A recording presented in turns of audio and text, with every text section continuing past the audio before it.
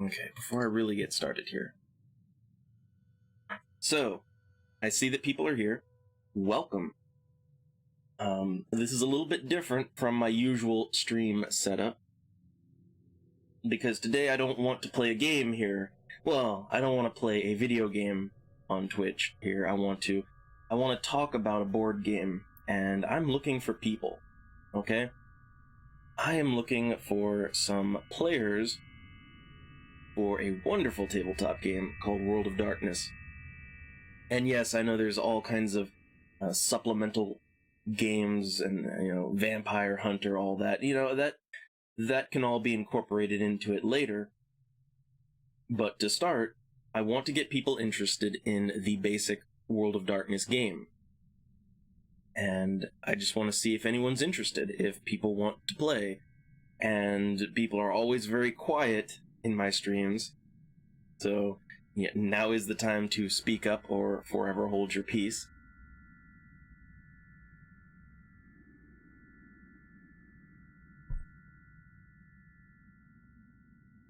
So I'm gonna just talk about things. All right, this is gonna be a very laid back stream.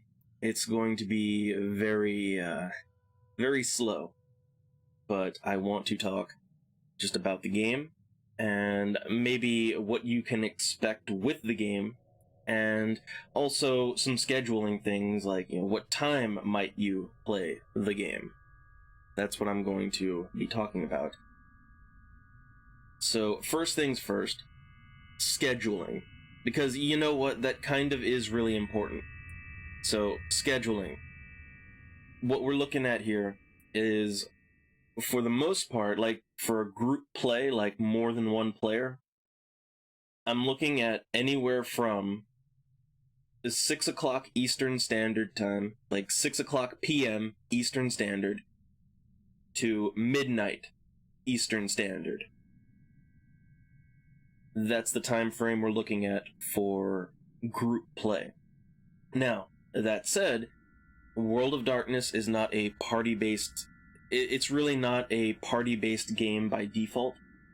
So it is entirely possible to run a game that consists of only one GM and one player. So with that in mind, my schedule is actually incredibly flexible. So I can make time. As in, if you want to just do a solo session and play the game, I can make time for you. For the most part, anytime, as long as we schedule it out. But when it comes to playing as a group, we're looking at 6 p.m. to midnight Eastern Standard. So that's the first thing I want to get out there, because, scheduling, time zones, all that, it's kind of a factor. I wish it wasn't, but it's kind of a factor. So, with that out of the way, let's talk about the actual game. Oh, I forgot about Steam. Let me get that Steam out of here.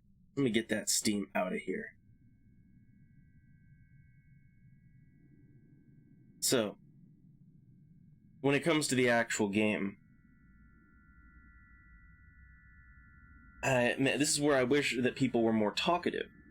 You gotta be talkative so I kind of know where everybody's head is at. It's watching. But I guess, should I start from the beginning, or... Well... Let's assume no one has done anything with tabletop, nobody knows anything. Okay. So World of Darkness, what is it? What is this tabletop? Well, Dungeons and Dragons. I think everyone has at least a cursory knowledge of Dungeons and Dragons. I mean, you might never have played it, but maybe you've played some of the PC games, the video games, Maybe you have a vague idea of what Dungeons and Dragons is, like with the books and the dice and maybe you have a vague idea, right? Well, World of Darkness is kind of like that. It is... that's where the similarities end. So, World of Darkness is a tabletop game like Dungeons and Dragons. However, unlike Dungeons and Dragons, it is far less focused on miniatures and boards. As a matter of fact, World of Darkness doesn't really use any miniatures. It doesn't use any boards. It is all story driven. So you're never gonna see like a like a tile board and little figures moving across it. You're never really gonna see that with World of Darkness, because World of Darkness, the combat, so both the combat and the gameplay, it's all narrative based. So you're never gonna see a board or anything like that. And that can be either a good thing or a bad thing for you, depending on what you like. If you like moving little figures around, the board, I guess maybe this isn't the game for you. But if you like a more narrative gameplay, then continue to listen. So the way that World of Darkness works is that, it has all the rules, it's a proper game, but when it comes to things like combat, it's more about how things play out as a narrative. As in, you're not looking at a tile board, you're not thinking about how many spaces do you have to move to get to here. No, you're thinking in narrative terms. Like I'll describe the enemy as being, maybe like 20 feet away from you, and you have a certain amount of speed that allows you to go X number of feet in a turn. And that's how you kind of know where you stand. There's no board or anything like that, so you don't have to really worry about it. It's very simple. When it comes to the gameplay, well, I can go into that when I look at the PDF files. When I look at the rule books, that's where I can go over the actual rules of the game. But I'm just trying to give a very brief summary of what you can expect. And what you can expect with World of Darkness is you can expect a much simpler game than Dungeons and Dragons. You don't have to memorize all the different rules for rolling dice. There's really only one rule, and that is that you have a dice pool, and the game only uses 10-sided dice. So it's all a matter of how many 10-sided dice you're rolling. And the how your rolls are determined are incredibly easy to remember. It's a much, much more simplified game than Dungeons and Dragons, and for me, that is an incentive. For others, maybe you're looking for more rules, I don't know. But I'm just laying out how I'm doing things here. And again, I really wish people were more talkative. I could really use some questions being lobbed at me or something. But I'm just going to assume everyone's on board. And again, this is also for the YouTube archive. People are going to be looking at this video on there, and they're going to, it's going to point them to the stream. But anyway, I guess let's just dig right into it, and let's take a look at the rules, or maybe at the overall setting. Maybe that's a good idea.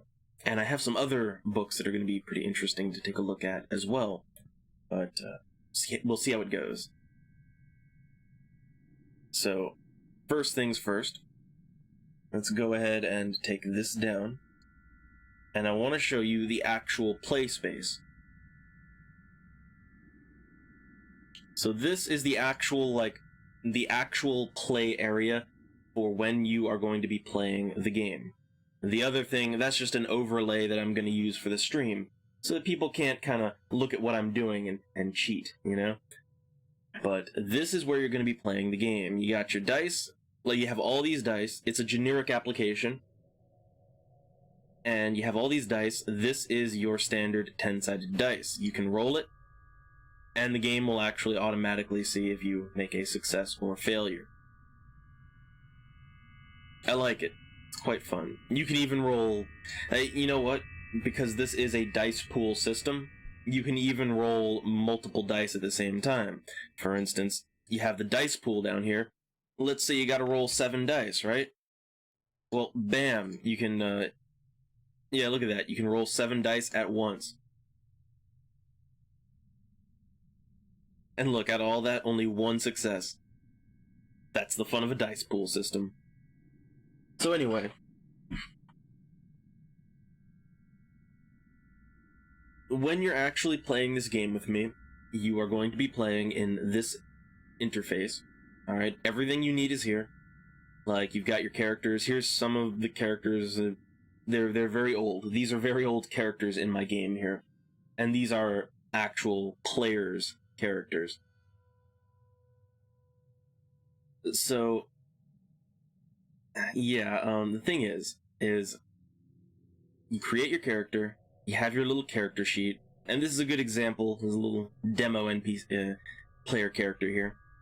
So the character sheets in the game are laid out pretty much exactly like the character sheets in the book. When you fill things out, it's incredibly simple. You click the bubbles and it fills in however many bubbles you want. When it comes to your skill points and your attributes and all that, you get specialist skills. You like click on the line and you can type in the skill. You have your health here, and you can check the little boxes, and that'll fill in the damage. Same for willpower. So, the thing here, and look, you got your merits, you got your equipment, your weapons, your armor, flaws, everything you have here. Yeah, everything you have here, it's all filled out, all ready to go. This character is a vampire character, of course. Yeah, this is not a human character, it's a vampire character. But, same rules apply. So everything you need to play is right here in the game. The dice, and the great thing about Fantasy Grounds, I mean, much like Roll20, is that everything you need, it's right here, and it's automatic when it comes to dice rolls. Like, you don't have to roll the dice and look at the dice, and no, you roll the dice, it's all automatic. So the game will tell you, like, oh look, you got a success, right? And it's handy. It's handy, and it speeds things along. So, yeah, the actual interface, it's very plain, it's very simple. It's tabletop. Like I said, this is not Dungeons and Dragons. There are no, like, boards with miniatures. None of that.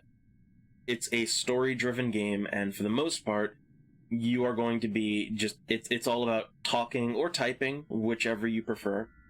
People that want to only do text, I can just read out what you're saying. Like, that's pretty much how I would handle an NPC, right? Like, if there's an NPC in the game and they're saying something, like, obviously because the NPC is not player controlled, I'd be reading the text out. Well, for people who don't want to voice, they don't want to, like, get on Discord, which is the voice chat program I'm going to be using. For people who don't want to do that, I can just read your text out, and that's how I'll do it for the stream. Now, the application, like I said, there's not a whole lot to see here. It's very bare bones. All of this is really from my reference. I mean, as a player, the only thing you're going to be doing is you're going to be looking at your character sheet, and you're going to be looking at the chat, and you're going to be using the dice. That's really all that you as a player are going to be doing with this interface. All this other stuff on the side here, that's all from my reference. And of course, that's why when I do the stream, I'm going to be using that overlay so that I'm not, like, revealing, my hand. So, we've talked about the program, the schedule. Next up on the itinerary is the actual game. Okay, like the rules of the game, the setting of the game, and what you can expect out of the game. And that's where we'll move on to next here. So, let me just, I got my PDF files all ready to go. So here's the core rulebook. Anybody that needs the core rulebook, I can hook you up with a core rulebook, okay? I can hook you up with that PDF file. But, this is, okay, some history here. This is the World of Darkness. This is New World of Darkness. And it is the first edition, okay? Now, World of Darkness has a long history. There's how we kind of go by it now is there's the old World of Darkness, which that's like the books you'd see floating around from like the 90s. And then you have the new World of Darkness, which started up in the early 2000s. And that's what I'm playing with. We're playing with the new World of Darkness first edition. Now, there's also a second edition of World of Darkness. And you know what? There are certain things from second edition that I'm going to be borrowing and plugging into my game. But for the most part, we're playing in first edition World of Darkness, and as such, all you need is this PDF file. It's the only thing you need. And really, there's only a few things in here that you actually really need. So, let's do a little head count here real quick. Always nice to see people popping in. Everyone's always so quiet, but I am trying to, I'm pushing it again. I gotta recruit again, and this time we're just doing a stream dedicated to it. So, I've gone through all of this before. Okay, this, the general theme. Like, let me talk about the general theme of World of Darkness, okay?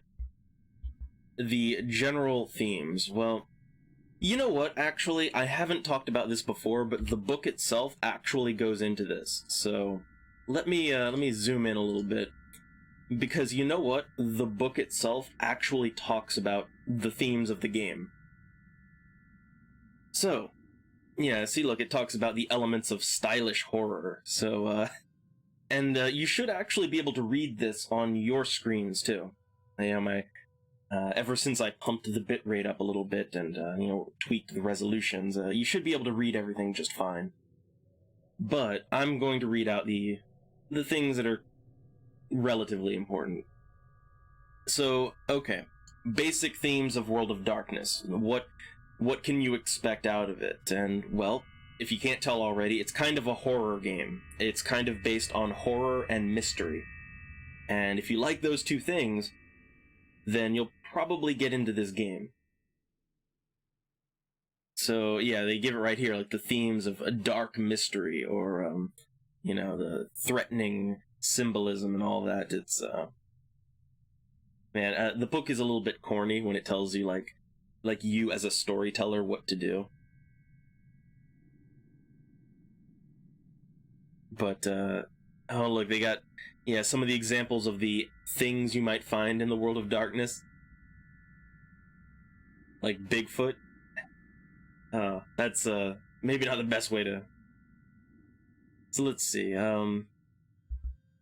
let me skip ahead here. Let me skip ahead a little bit to the... this is all lore, it's all background information.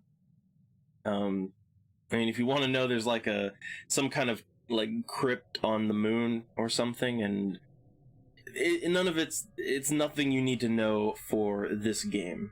I'll put that out there. It's nothing you have to know to play my game. Although it is handy, right? The main thing that you're going to have to deal with is character creation. That's the main thing that as a player you need to know in my game. So, character creation, gameplay, themes, setting.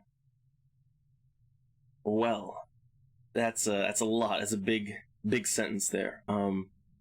So again, what you can expect with this is a dark setting. You can expect to have to solve mysteries. You can expect to have to do a lot of investigation and to really use your brain, okay? Again, I'm gonna say it a lot, but I'm saying it for a reason. This is not Dungeons and Dragons, okay? This is not, it's not a video game. It's not Dungeons and Dragons. You're not going to solve your way through this game by beating everything up. It's not going to happen. You're not going to get a big shiny treasure chest full of loot at the end of every story. That's not going to happen. What you're going to be doing is you are going to be solving mysteries. You're going to be collecting clues. You're going to be, interrogating things. You're going to be questioning witnesses. You are going to be trying to survive. You are going to encounter threats, monsters, or other people. You're going to be encountering threats that you cannot just overpower, okay? Now, I'm not saying that you can't fight. I'm saying you're not going to be able to overpower many of the things that you encounter in World of Darkness. You know, if you want to win, you're going to have to use your brain, and you're going to have to use some wits. Or, you know, maybe not engage at all and find another solution. That's World of Darkness. Okay, like if you, for example, if you encounter a werewolf as a human character, you're not going to fight the werewolf. I'm just telling you right now, you alone are not going to fight the werewolf. Now, you might have some kind of trap or some kind of ace up your sleeve, you know, that can kind of help you to get an advantage if you do a lot of planning and you know what you're doing. But otherwise, if you just run into a werewolf in the woods, for instance, you're not going to fight it. You're going to run, because if you don't, you're going to die. And that's just putting it out there. That's how this game rolls. Now, there's important aspects, because I know that one of the most important aspects to any of these games is your character. And character creation and character development is a huge part of this game. Alright, this game is all about having a unique, interesting character and developing that character over the course of the game. Or, you know, dying. I mean, again, it's a rough game. It can be. And I will try to have some mercy. I will try to not pick on people, but look, things happen. You might die. So, how your character works. Well, you know, this game, it explains character creation, but I always find that looking at a character sheet is, in fact, the best way possible to sort of get the point home. You know, to sort of drive the point home, I feel like looking at a character sheet is the best way to do it. So over on the right here, you've got a character sheet. You have your basic character sheet, and so let me explain some of the things on that character sheet, okay? So you have your usual, you have your character's name, age, the player, you know, your character's concept, your chronicle, which is, the chronicle is just the name of my game, basically. And the only thing really of note on the top of the page is virtues and vices. And that is actually one of the most important aspects of the game. So, here's how World of Darkness differs from Dungeons and Dragons. So, in this game, every character has a virtue and they have a vice. And what these are is, on the virtue end, you have things like charity, hope, justice. There's all kinds of good virtues. And then on the vice end, you have things like gluttony, envy, greed, wrath. They're basically sins, but so every character has these, okay? And you might ask, like, how does that impact my gameplay? Well, the game incentivizes you to play to both your virtues and your vices. When you act to your virtue, you get a little bit of willpower. When you act to your vice, you get a full willpower refresh. Like, it completely refreshes your willpower. And that's huge in this game, because willpower allows you to skew dice rolls in your favor. So yeah, you wanna have willpower. So here's the thing, is that the game rewards you with this for acting to your virtue, but it especially rewards you for acting to your vice. Okay, so the game wants you to kind of go down the darker road. Now, of course, you don't have to, but if you do, you are rewarded. Now, what does that mean, right? Well, it means, for instance, if your character has envy, let's say that your vice is envy, then it would behoove you, as the player, to act to that vice. And what I mean is that, let's say that your character runs into another character, maybe it's another player character, maybe it's an NPC, And let's say that your character is an occult aficionado. You know, your character is huge on the occult. You know all the lore. You try to collect whatever trinkets you can, that you think will do you some good.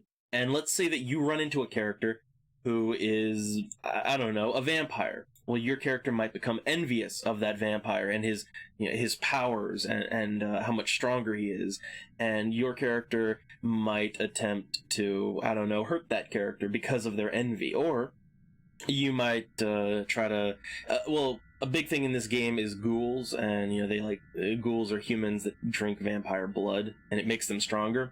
Well, you might try to bleed that vampire out and just take his blood, right? Like, you might try to do very wicked things to that character, and that would be playing to your vice, and you would be rewarded for doing that. Now, at the same time, that might make your morality go down, which we'll get to that in a minute. So, when it comes to your basics of your character, it's very similar to what you might see in other games. You've got mental attributes, intelligence, wits, resolve. You have physical, strength, dexterity, stamina, and then you have social, presence, manipulation, composure. And these also make up your power, finesse, and resistance. And every stat, it's a 1 to 5 scale, okay? Like, you cannot, for the most part, have more than 5.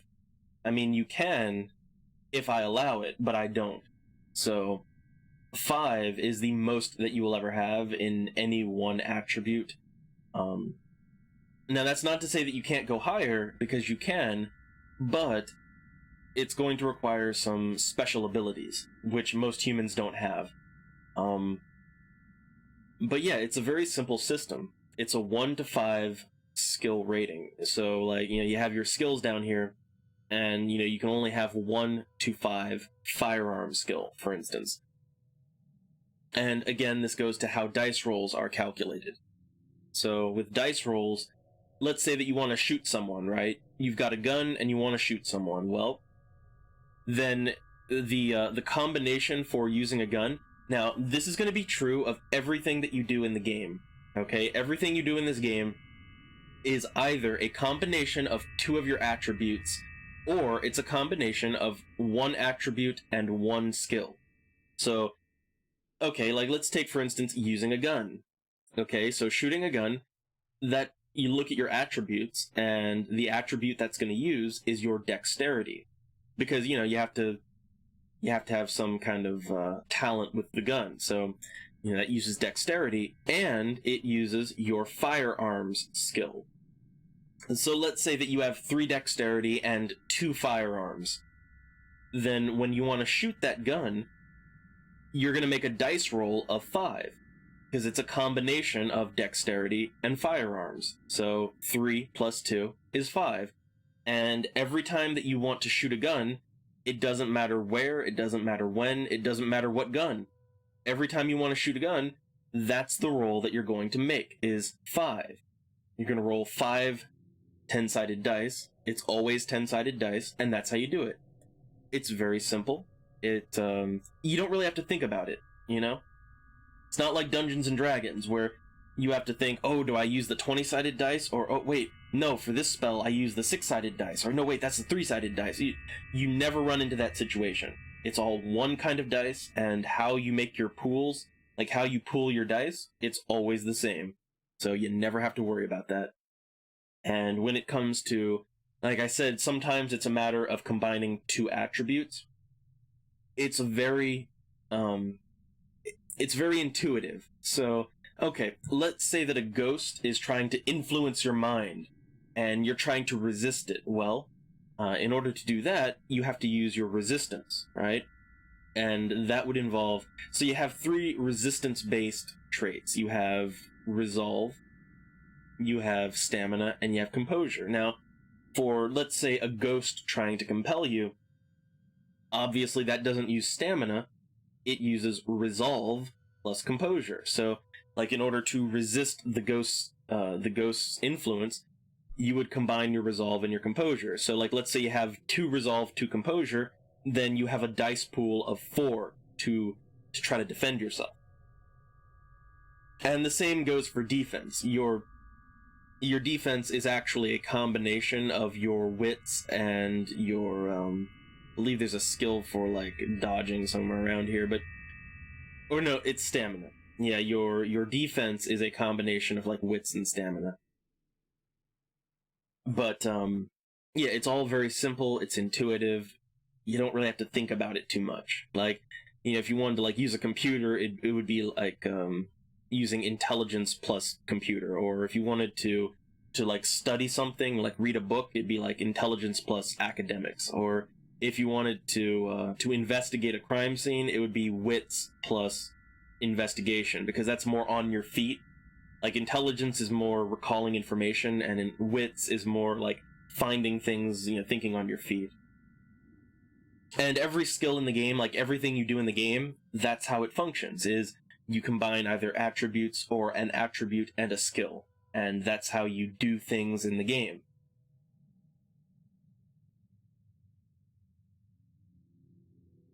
Now, the other big difference, and the thing I want to talk about, is the morality scale. So the morality scale is a 1 to 10 slider, and where you are on the scale, it can change. It can go up, it can go down, it depends on your actions. So if you do something terrible, then your morality can suffer.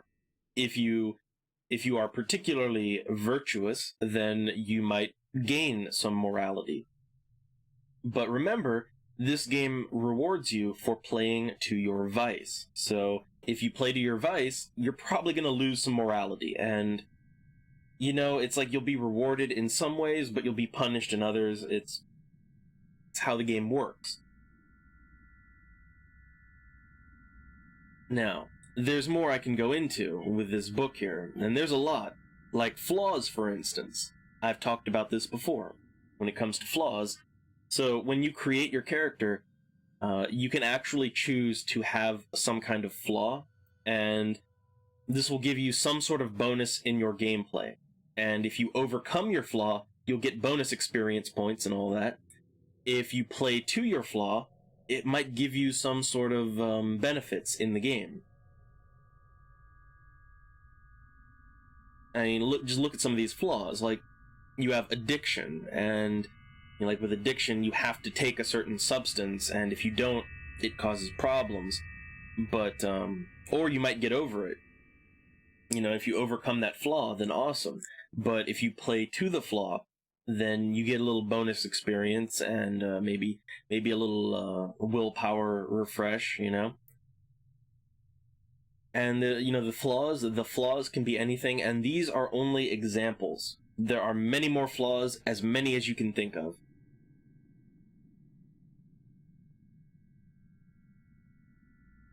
And yeah, here's just kind of you know what? I haven't really talked about this before, and I think it's worth saying. So in this game, you do not get experience points for killing monsters or anything like that. I mean, there's different ways that you can award experience points, and like the book even says it, that it's at my discretion. But the most common way to get experience points is by doing stories. So basically, like, once you complete a chapter or a story in my game, then you get rewarded based on your performance. So, like, I might have, for instance, I might give you a base EXP of, like, just for completing the story, you get 5 experience points, right? And then I'll give you some bonus rewards for, like, look, they even lay it out here. Like, you could give a point for being particularly successful. You could get a point you could get, like, a bonus point if there was, like, a particular danger and you overcame it. Or you could get points if you are really good at investigating and you really solved the mystery, right? So, yeah, basically, when you're playing my game, you're not going to get EXP for killing things, so get that mentality out of your head. You are not going to be, you know, like, beating like basically killing a man with a baseball bat in an alleyway, that's like, killing a mugger in an alleyway. That's not going to get you, bonus EXP. That's not how that works. And so you have no incentive to just kill everything you see. You have no incentive to, to just kind of rob people blind or to loot everything that you see. There's no incentive for that. It's only for good roleplay and completing the story and being good at what you do.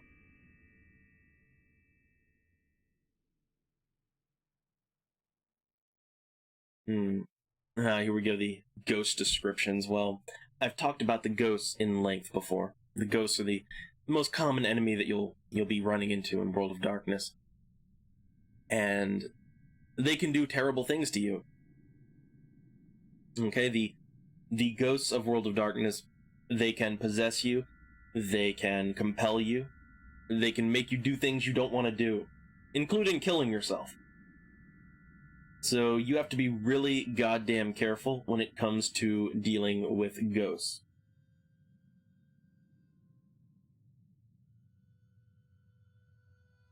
And dealing with them is not very easy. They are incredibly difficult to get rid of. You cannot just fight them. That's not an option.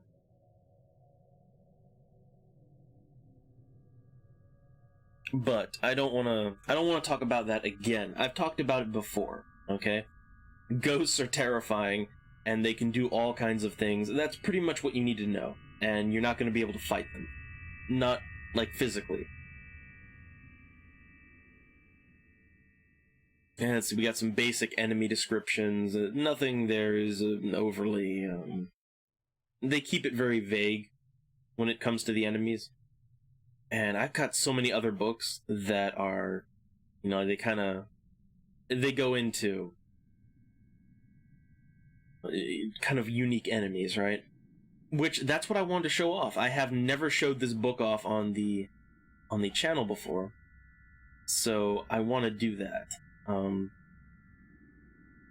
Yeah, let's go ahead and let's switch gears here. And I want to bring up the antagonist book. So this book right here, this has it has some examples of enemies that you might run into. And this is more of a GM reference book, but well, I want to give people an idea of what sorts of things they might run into when playing this game. Because I think that a lot of people, they think of enemies in a tabletop RPG, and they think of, goblins and orcs and bandits, and that's not what this is about. So let me just find some examples here. So this book, it has a few different categories of enemies. So you've got the living dead, a need for vengeance, the righteous and wicked, and fear given form. Which, just right there, right? Like, fear given form. Like, you're going to be running into some very intense things in World of Darkness. But let's just page through, let's just kind of thumb through the book, and you just get a basic idea, right? Just maybe some basic ideas of what you might be running into. So, let's see, you've got, of course, you have to have your zombies, right? You got the living dead. And look, they break it down. You've got zombies, and then you have imbued, which are undead beings created from once living parts. Yeah, think Frankenstein. You got revenants, which are spirits or ghosts that possess human bodies. And you have intruders, which are specific revenants that, that basically they just possess, they're inhuman spirits that possess people. And of course you have vampires, and vampires are huge. There's a whole game called Vampire, Vampire the Requiem and Vampire the Masquerade. Is whole games based on that. You know the deal with vampires, everybody does.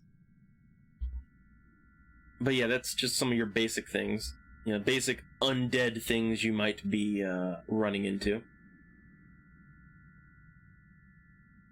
And let's see what else we got.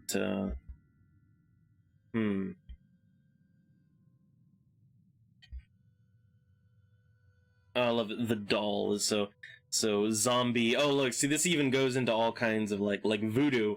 Like, okay, not the usual kind of zombie, but the voodoo zombie kind of zombie. And let's see, then we have the need for vengeance.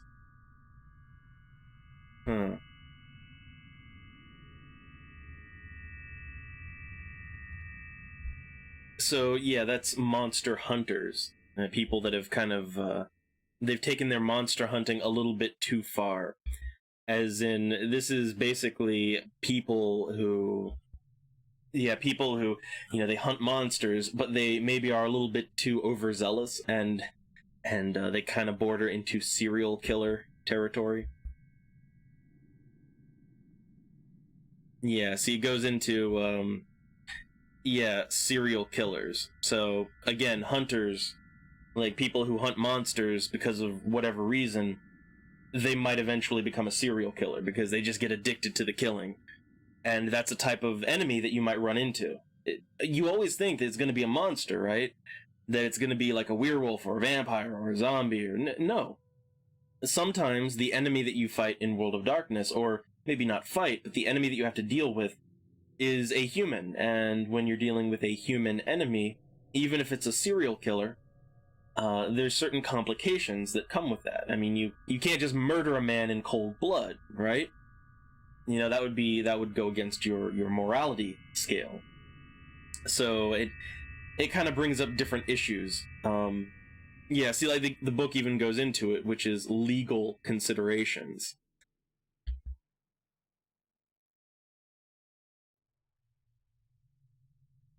And then you have the righteous and wicked, which is cults. So yes, you might run into your average Cthulhu type cult, right? You know, some cult worshiping the old ones. Again, it's just one other thing you might run into, which is actually going to be a bit of a thing in my campaign. And let's see, fear given form, which is monsters. All right, that's monsters basically. And the book just kind of goes into generic all-purpose monsters, right? He gives you several examples of generic monsters and monsters in this game.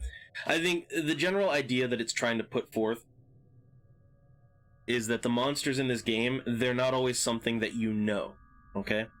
And oh, we got chat. I gotta check that.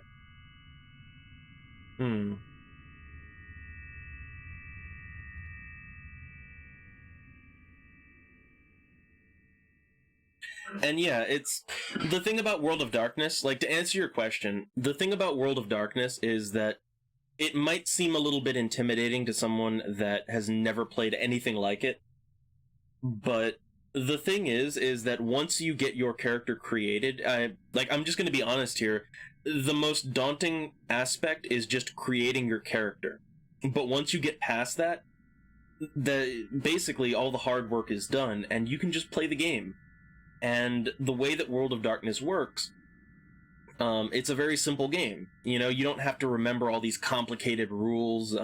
Everything is very simple, very straightforward. You can just play the game, and that's something that D&D is a little bit. It's a little bit lacking in that aspect. World of Darkness is much better about just letting you play the fucking game. So I would say that you could get into it even if you've never done anything like this before. And when it comes to character creation, which, like I said, it's the longest part. It's the thing that's going to take you quite a bit to do, but it's one of those things that I can also help with. Like, I can help with character creation, and there's even templates that you can use that just straight up, like, you can have a character ready to go. But it's also one of the more fun parts too, because you get to mold a character to your liking.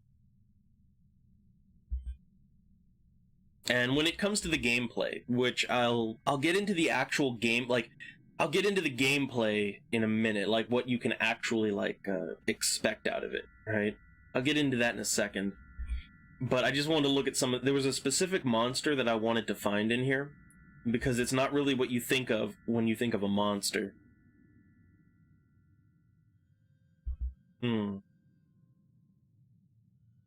Like, oh my god, like, okay, right here.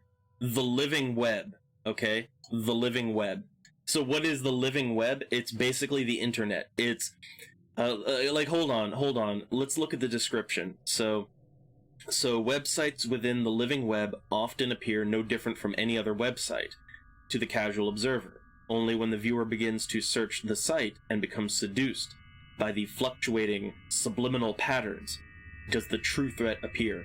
The living web often hosts pornography or webcomics, as such sites often draw repeat customers. So the living web is basically like an evil, cursed, like, internet that's gonna kill you somehow. All right? And, like, I know that sounds kind of dumb, but, like, you can work it into your game in a way that actually does something. But I think that this is a good way of outlining that the enemies that you're going to be fighting in the World of Darkness, they're not always going to be tangible things that you can, fight with a baseball bat and a hammer, So, okay, let's go on. There was one specifically that I wanted to find. I don't. Here it is, Toxicum Mold. So yeah, Toxicum Mold is actually a monster that I use in my game. And what is it? Well, it's not really a monster. So yeah, Toxicum Mold, they give a little description here. So it's a slick black slime that it covered the far wall and crept slowly across the ceiling. So okay, what Toxicum Mold is it's basically just mold.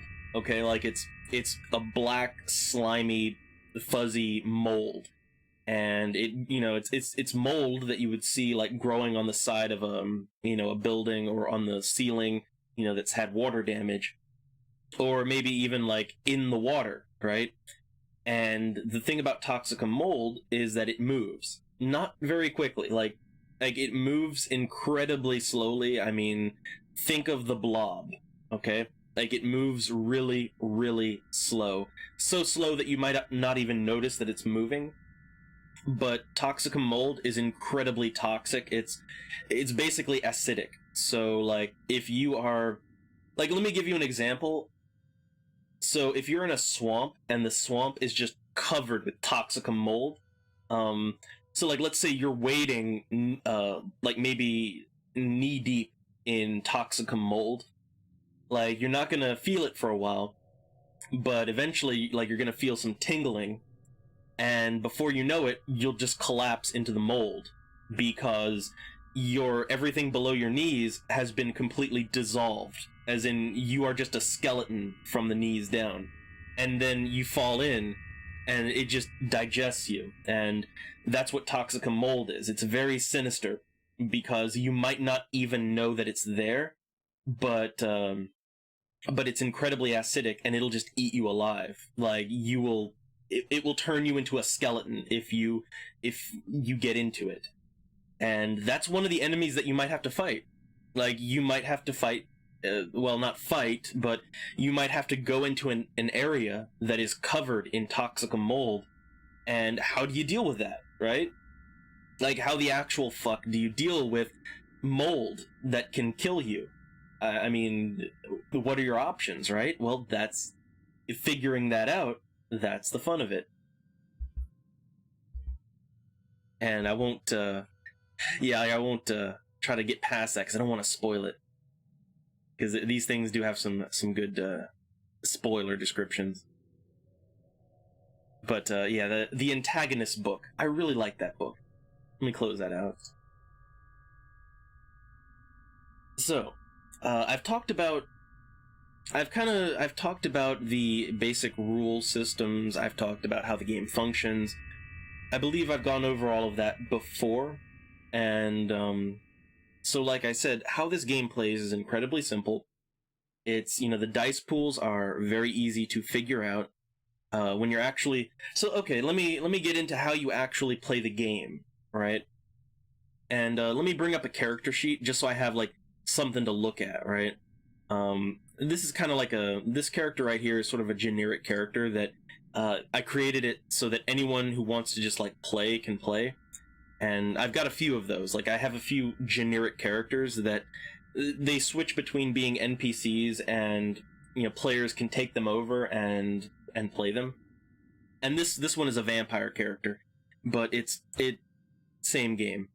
So okay, let's say that you're playing the game and you want to do something in the game. How the flow of gameplay works is okay, like in general, how the gameplay flows is I will describe something, like to start, I will describe something, either a place or something that's happening or both.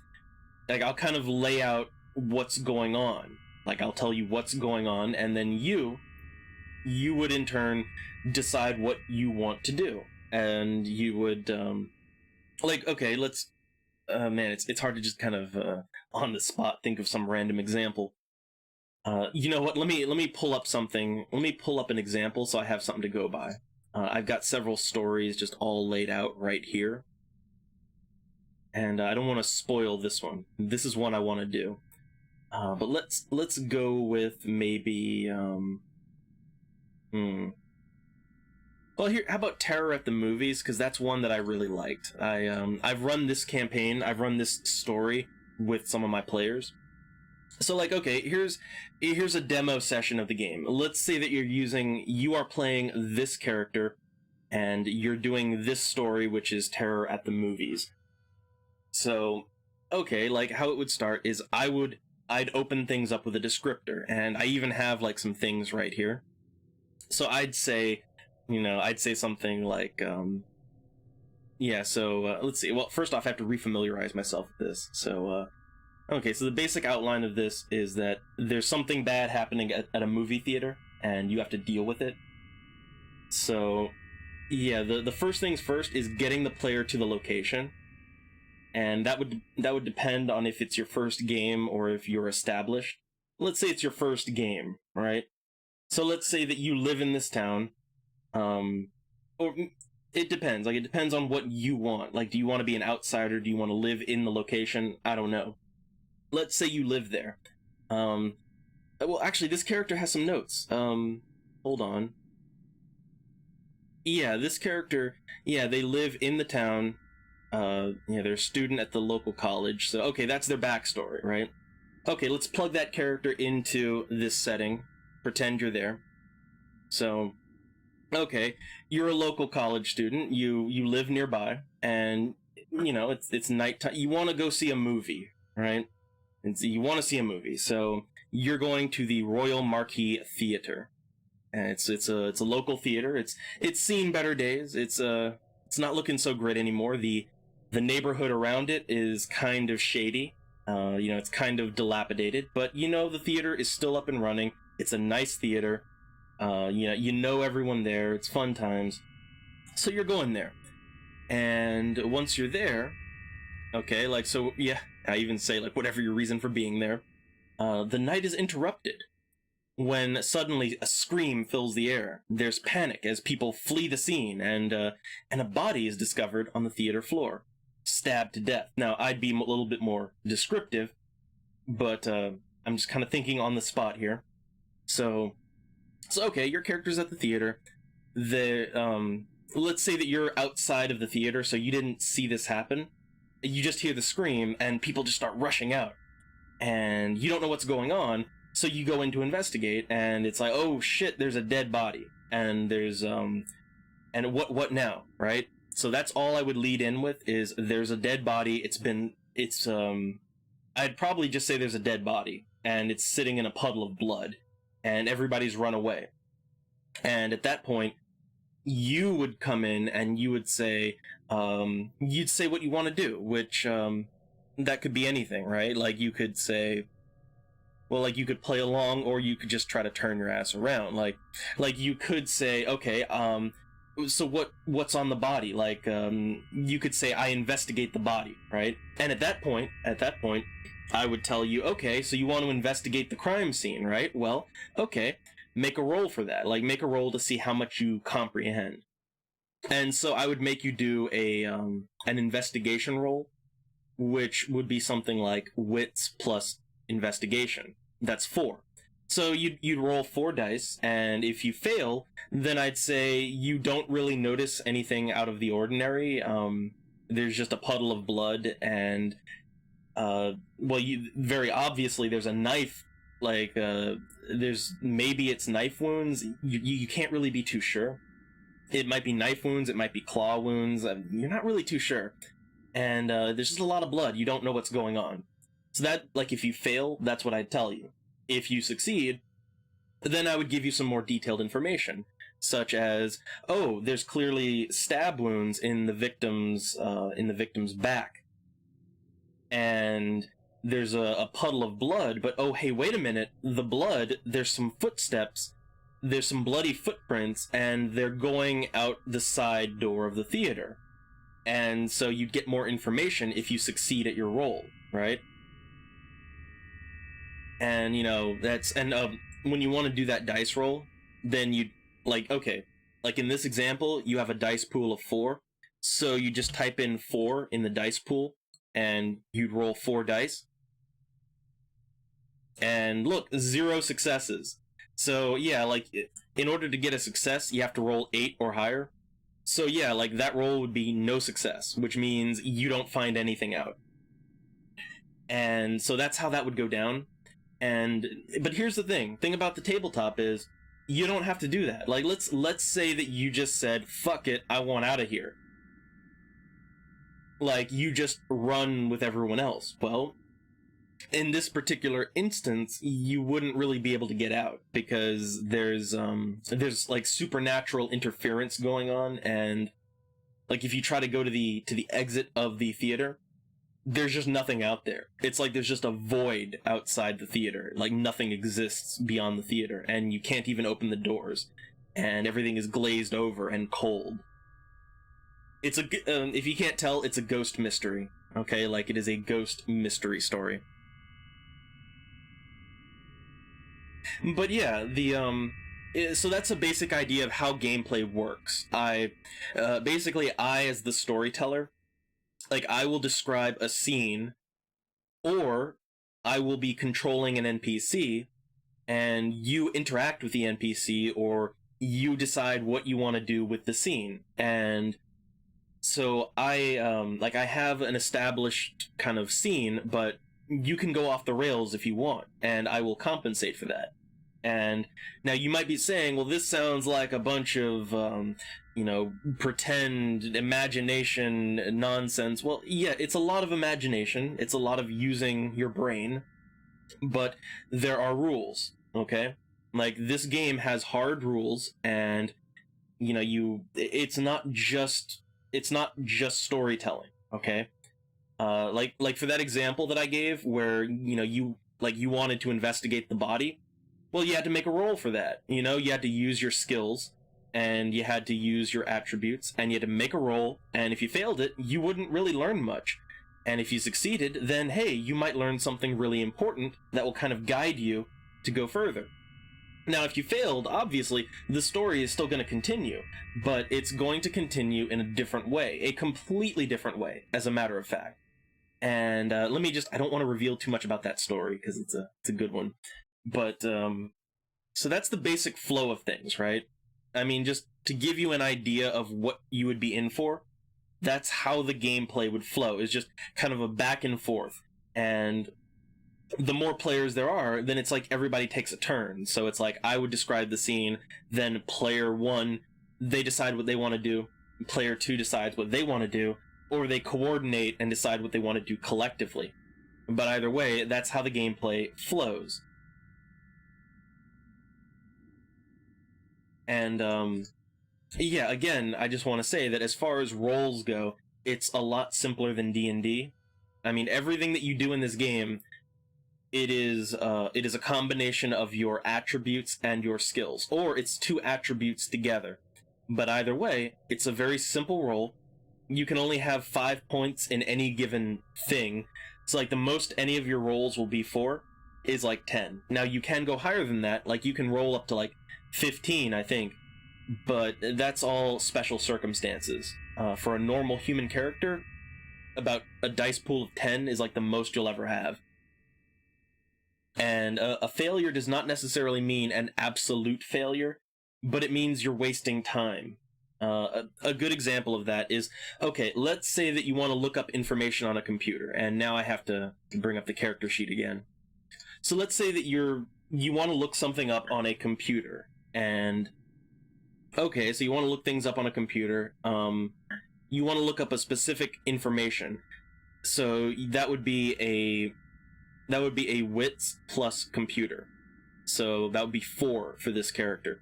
So let's say that I roll my 4 dice and I fail. Now that doesn't mean that, oh shit, I can never find that thing.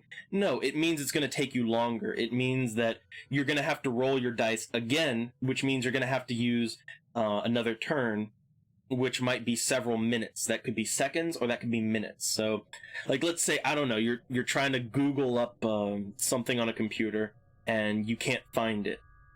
That doesn't mean you fail completely. It means that, okay, you have to take another turn, try your luck again, and if you succeed, then hey, you found it, but you wasted like an hour doing nothing, right?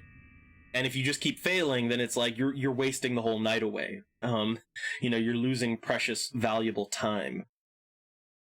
So a failure doesn't always necessarily mean a hard failure.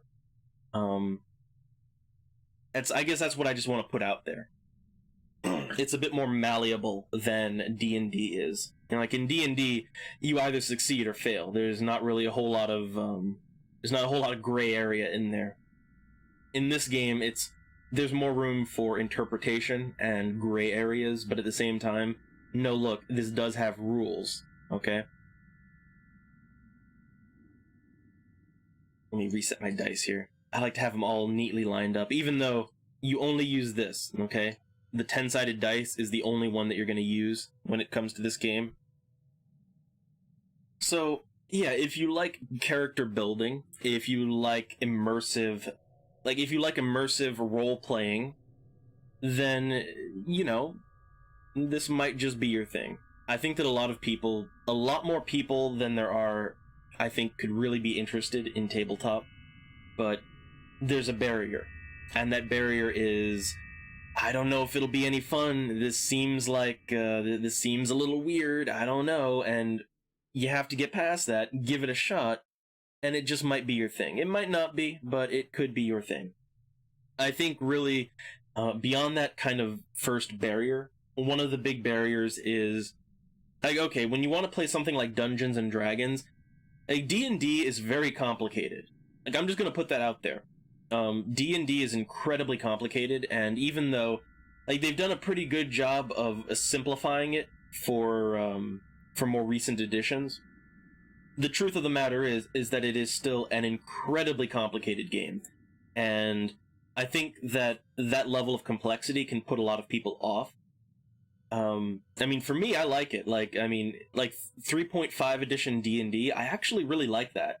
It's actually the only D&D that I do like. But 3.5 edition is so fucking complicated, I wouldn't wish it on my worst enemy to learn all the rules for it. So that's why I kind of stick to games like World of Darkness, because they're so much simpler, so much easier to get into. And let's see, have I got anything else I want to show off with the books here? I've talked about a lot of the things in the books. I mean, I guess there's how damage is done, and it's like, oh, hey, Blade. But, the way that damage works in this game, I've talked about it before, but, there's 3 types of damage, alright? There's bashing, lethal, and aggravated. Bashing is things that aren't lethal, which is like fists or a baseball bat, maybe. Lethal damage is, they say it right here, it's knives, guns, crossbows, or swords. And fire. Fire also does lethal damage to ordinary people. And then you have aggravated damage, which, that's kind of harder to explain. It's mostly supernatural attacks. But the book does a pretty good job of explaining how this works. So okay, like the little dash mark here, that's bashing. The X, that is lethal, and the asterisk right here, the star, that's aggravated. And how it works is that damage upgrades. So okay, like when you have like when you have, let's say that you have a health pool of well, they go right here. I think this is like a health pool of 7. So let's say that you have a health pool of 7 and you take 7 points of bashing damage. That means you're knocked out. That means you have been knocked on your ass. You're out. You're unconscious. Unless you make like a willpower save, you're gonna be unconscious. Now, let's say that you keep getting hit, right? Let's say that you're still getting hit and it's still bashing damage, then the bashing damage upgrades to lethal damage. And if all 7 points of your health fill up with lethal damage, that means you're dead. And so aggravated damage, that's a bit more, like aggravated damage is incredibly serious. Like aggravated damage is damage that is incredibly lethal. It is usually supernatural in nature, although not always. But when you take aggravated damage, like that is incredibly difficult to recover from, and it's incredibly lethal. So yeah, you don't want to take aggravated damage. And the way that healing works in this game, well, look, they cover it right here.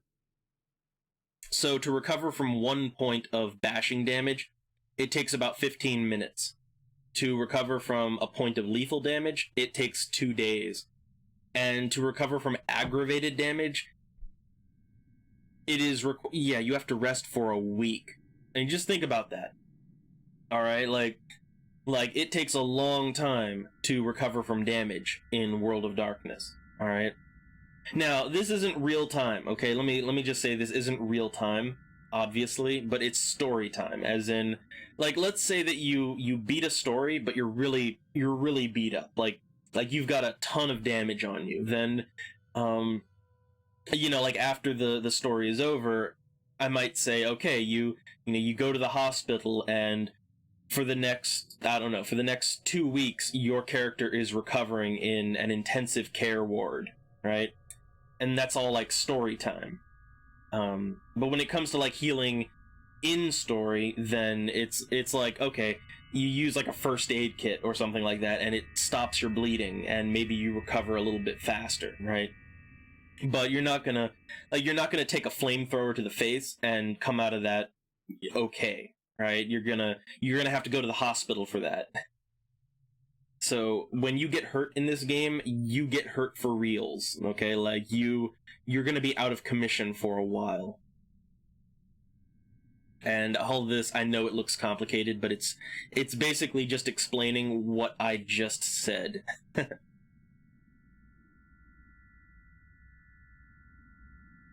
Here we go, the weapons. And I like, combat in this game is very simplified.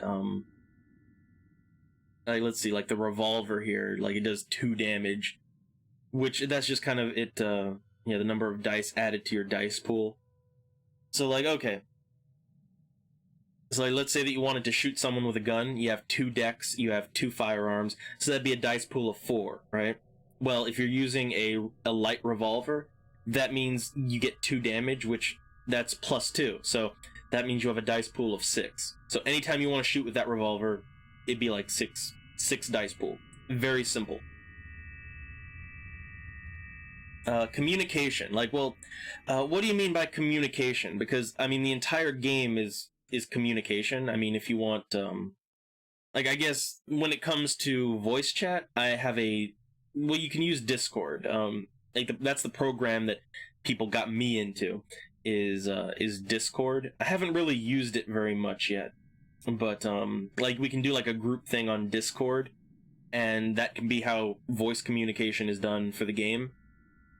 And I know that some people don't want to even use voice, so if they don't even want to do that, then there's this right here. Like, this isn't just a dice roll box. You can type chat in, like, you know, like look at that chat, right? So yeah, like for people that don't want to do that, they can do the text chat, and then I'll read out loud what what they're saying, just for, like, you know, for the stream. But for the most part, if you want voice, there's Discord. That's the application that I'd use for that.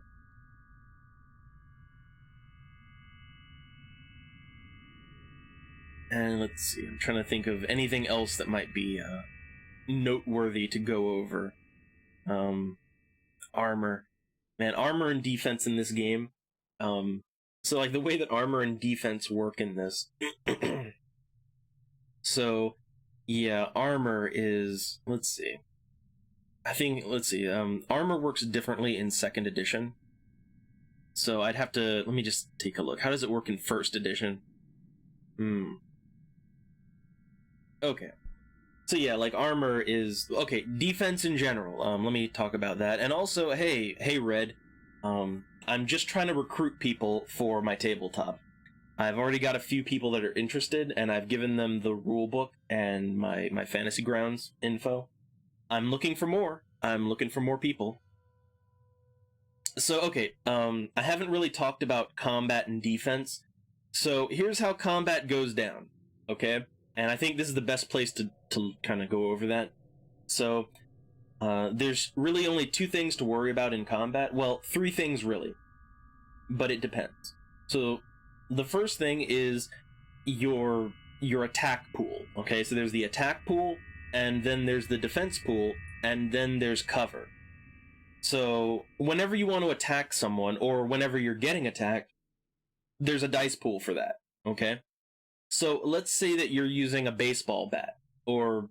Okay, let me use a better example. Let's say that an enemy is going to use a baseball bat on you. And let's say that you have a defense of 2, okay? So you have a defense of 2, and they have an attack pool of 5, all right? So when they go to attack you, what's going to happen is they're going to take their 5 dice pool, and they're going to get subtracted by your defense pool. So they have 5 attack, you have 2 defense, so that reduces them down to 3. So their attack roll is going to be 3 dice.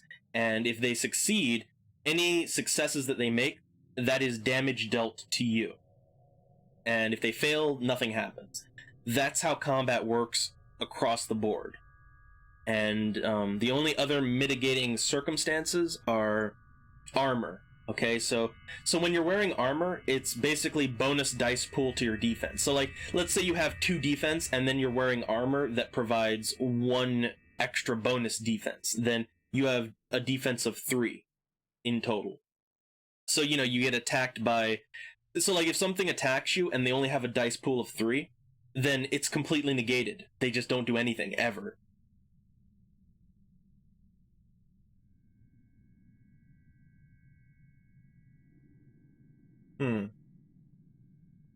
And yeah, I can send you the details. Give me a moment here. Let me switch to my other screen here. I gotta... Let's see. I'm going to take this down. And I'm gonna... Okay, let me get the details ready for you. But what I'm trying to go over here is that everything is quite simplified, okay? And let me just, hold on. It takes me a second to navigate through Twitch here. So let me get to a point here where I can send you something. Okay, let me get the PDF file. What I'll send you is the core rulebook, and that'll give you a good idea. Like, the core rulebook is what I'm looking at right now. And I think... You know, take a look at it, and if it interests you, if you feel like you want to play that, then, you know, go ahead and check it out. Let me just get this, I'll whisper it to you. Yeah, just whisper that rule book into your ear. There you go. Twitch delay. So, okay, that's done. So, And let's go back to this. So yeah, alright, so I just sent you the rulebook, November, and so okay, like, where was I? What was I thinking of here? Yeah, hold on, let me get the PDF back up, and let me switch back over to the monitor capture. Okay. So, okay, when it comes to combat, there's, 3 considerations. So I gave the first 2, which is attack versus defense. It's very simple, it's very straightforward. The roles are always the same, okay? Like, I gave the example before. You want to shoot a gun? That is a combination of your dexterity and your firearms skill. So you have 2 dex, 3 firearms. That means you have a dice pool of 5, plus whatever your weapon has. So, like, if you have a gun that has +2 damage, that means you have your 5 plus 2, 7. So anytime you want to shoot a gun, you have a dice pool of 7. Okay? Now, here's the last factor in combat, and the last factor is cover. Now, here's the thing about guns, okay? Yeah, well, I was on armor, but I finished it. Like, the thing about armor is that whatever the armor's value, it makes, it adds to your defense pool, okay? And that's it. It's as simple as that. So here's the thing about defense, is that when it comes to guns, your defense doesn't matter. Now, I know that sounds crazy, right? Like, it sounds really fucking crazy to say that you only have one means of defense in this game, and when it comes to guns, that doesn't matter. I know that might sound completely game-breaking, but hear me out, okay? So when it comes to guns, like, obviously, if you're standing, like let's say that you're standing in the middle of a hallway, and somebody shoots at you in combat, you can't dodge that. Like, there is no human way that you can dodge a bullet, alright? This isn't the Matrix. You cannot dodge a bullet as a human, okay?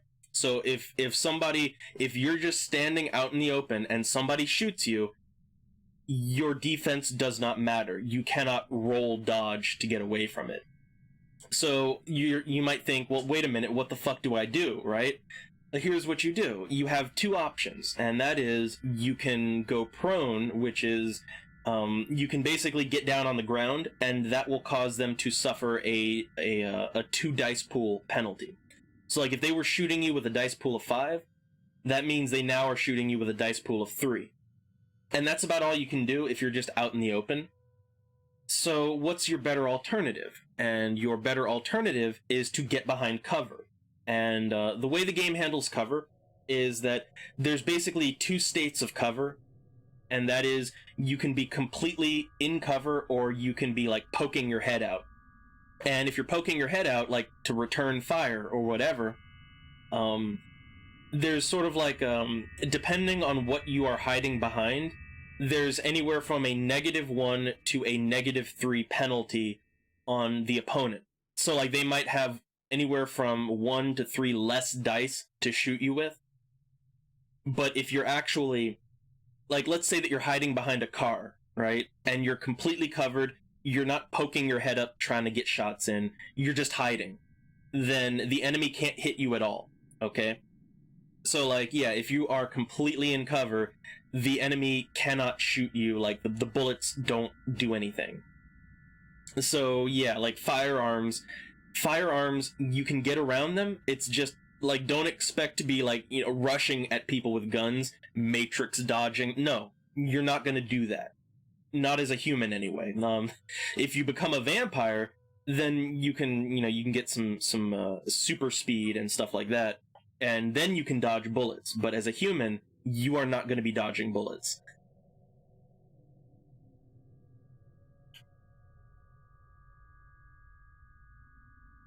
Yeah, so I don't know. It's one of those things where I think a lot of people get put off by the idea that their defense stat just doesn't matter when it comes to bullets. Now, oh yeah, there's one exception, which is bulletproof vests. Okay, like, if you're wearing a bulletproof vest, then yeah, that will mitigate the damage a little bit. Like, you'll have a little bit of defense.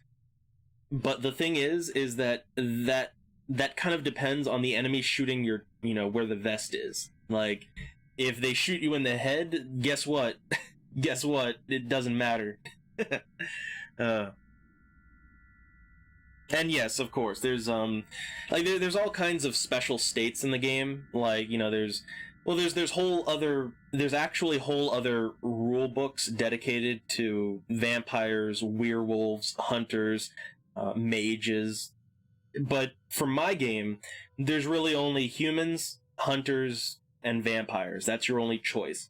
And you have to start as a human. Okay, you can be a vampire later.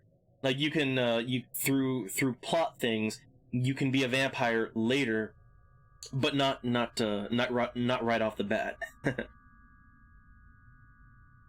And let's see. Here they just talk about concealment and cover and firing from concealment, which is what I just explained. And oh yeah, range. So like guns, the further a gun is away from you, the less chance they have to hit. So, guns are not like, it's not like somebody whips out a shotgun and it's just, well, game over. No, it's difficult, but there's ways around that. And let's see. When it comes to combat, it's all very simplified. It's not D&D, okay? It's all very incredibly simple, very easy to follow. Oh man, I love it. There's mechanics for vehicles. I forgot about that. But and yeah, I hear the awe. But so here's the thing. Like, if your character becomes a vampire or a werewolf or whatever, it's going to be like a really big important event. I mean, like, it's going to be something that is a character changing event. Because here's the thing, all right?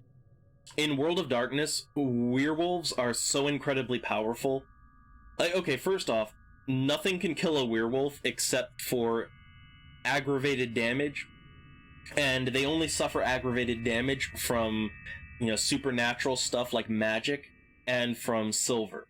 So, like, if you encounter a werewolf and you're just a human, the only chance in hell you have of killing it is, like, silver bullets, and even then, werewolves are fast enough that they can dodge bullets. And on top of that, they are strong enough that, like, even if you're in a car, they can just pick the car up and, like, throw it a mile. They're incredibly, insanely powerful. And if you see a werewolf, you're better off running. I mean, like, that werewolf will just fucking grab you by the neck and pop your head like a fucking Pez dispenser, alright? Don't fuck with them. And the same goes for vampires, too. Vampires are not as powerful as werewolves, but they're still very powerful. They can move fast enough to dodge bullets.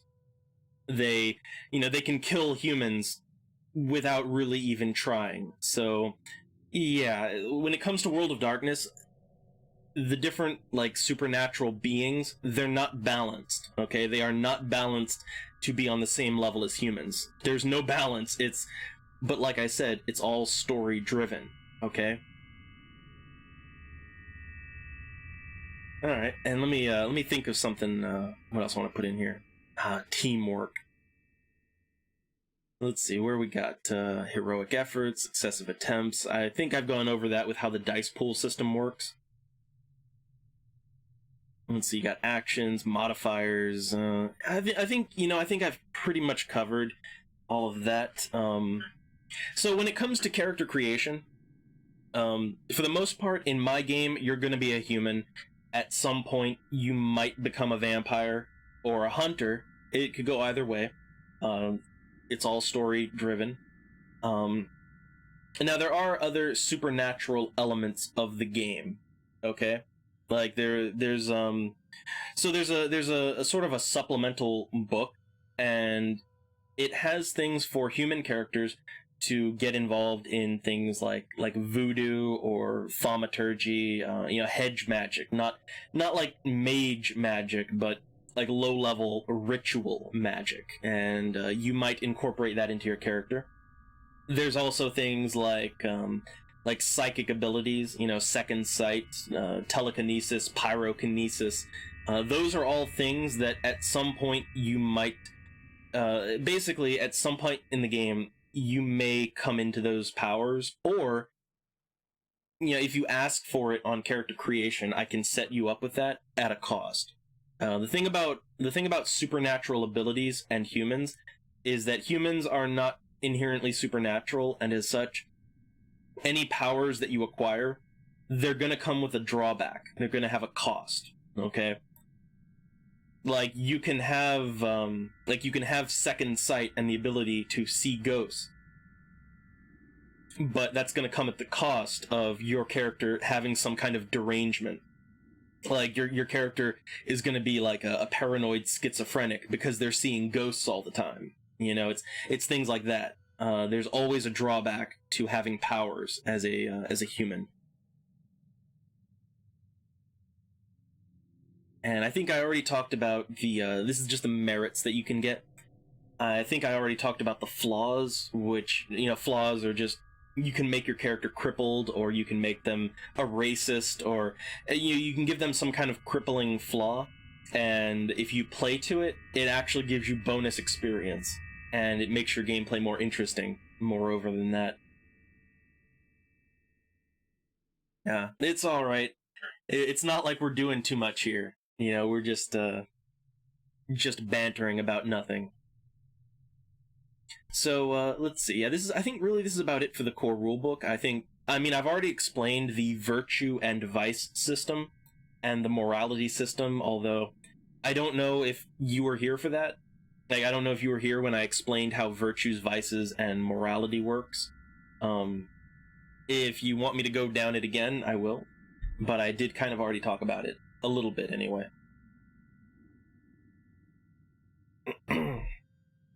And just to me, I think the virtue and vice system and morality system, I think they're kind of what really got me into this game. Like, they're what really, really made me get interested in World of Darkness. Okay, well, yeah, if you're looking at it now, you'll see it, but let me give a brief overview. I'll do it again. So, every character has a virtue, every character has a vice, alright? And you are rewarded for playing towards your vice or your virtue. I mean, you are actually rewarded more for playing to your vice. So, again, it's like, let's say that your character has a vice of, I don't know, gluttony, right? That means you might be more likely to be addicted to alcohol or something like that. And so if you play to that addiction, you play to that gluttony, to that vice, it'll make your character, it'll give them more experience points, it'll give them willpower that they can use to cheat dice rolls, it'll do good things for you. But at the same time, it might make you degenerate on the morality scale. And the morality scale goes from 1 to 10, and basically, you do bad things, you go down. You do good things and you spend a little EXP, you go up. And basically, you want to play to your character, because the more you do that, the more EXP you get, and the more willpower that you get. So if you're like morality 5, then you might not have a problem with murdering someone in cold blood, But if you do that, then you might slip further down. And then your character just kind of gets progressively more insane and violent and criminal. And but at the same time, you're racking up EXP, You're racking up willpower.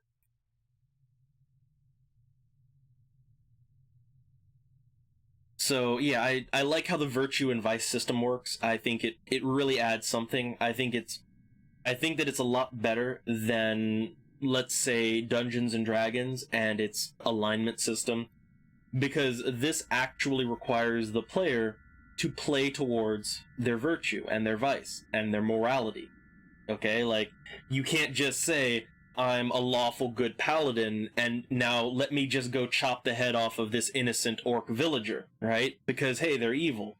No. The way this works is your character's alignment, as it were, is completely malleable. It changes over time, and the game rewards you for playing not just to your virtues, but to playing towards your vices as well, to doing bad things every now and then, because you know what? There's incentive to do that. And yeah, then so the thing is that the more you degenerate on the morality scale, the more kinds of derangements you might get. And derangements are things like depression or narcissism. You could get things like schizophrenia. You could be paranoid. Basically, your character can be a complete gibbering maniac if you descend too far down the morality hole. And I think that kind of makes things interesting, you know? It adds certain elements to the game. And then they go into willpower here, which is basically you can spend some willpower, and it'll give you sort of like a bonus on your rolls.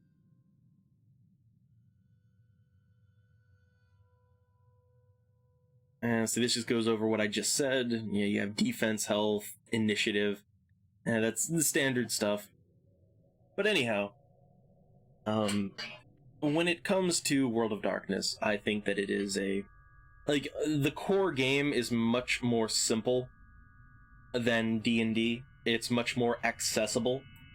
And when it comes to the themes of the game, I feel like it's a little bit more relatable.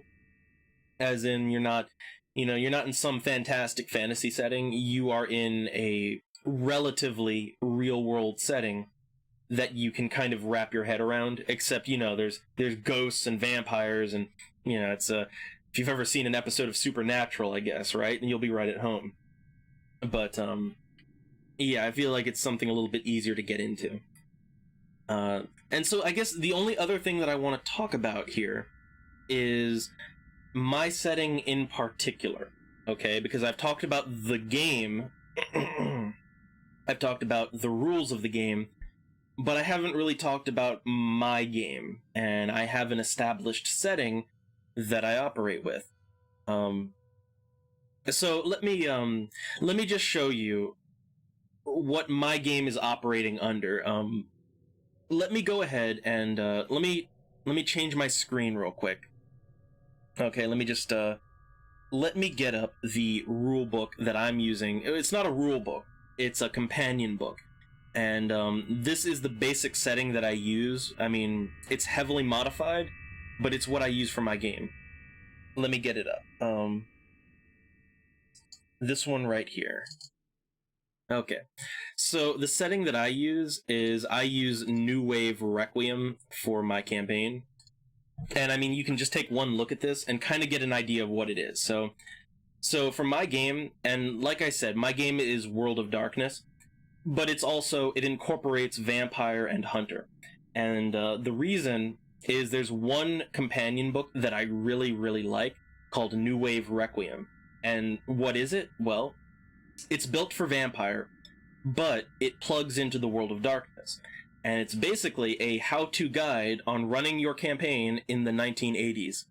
So yes, my campaign is a period piece. All right. My campaign takes place in the South in 1984, and it has all the tropes and trappings of the 80s. I try not to be too overt with it, but it does matter, okay? Like when it comes to things, for instance, like using a computer, right? So when you want to use a computer, well, in the 80s, computers functioned quite a bit differently than they do now. You didn't have all the conveniences, the internet, and all that good stuff. Especially in the early 80s. So that's an issue when you're dealing with the computer skill.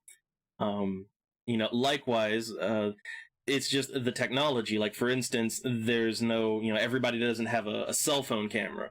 So the supernatural are a bit more overt. Like, you're more likely to run into supernatural threats just out in the open because nobody's got a camera on them. So, they feel more confident being out in the open. And so so basically this is the sort of setting that I run my campaign in. Now, like I said, this is a basic World of Darkness campaign, but I plug in Vampire and Hunter. So you're going to see elements from all of those games in my campaign. And I don't know, I like the setting. What can I say? I like the setting. I like it a lot. But yeah, so that's what I use. And my setting, we go back to my little tabletop here.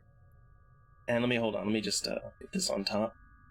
Okay, so like when it comes to my setting, you can expect us to have some 80s tropes in there. You can expect that sort of thing. You can also expect for the setting to be a little bit less urban. So the thing is, most World of Darkness campaigns, they take place in an urban setting.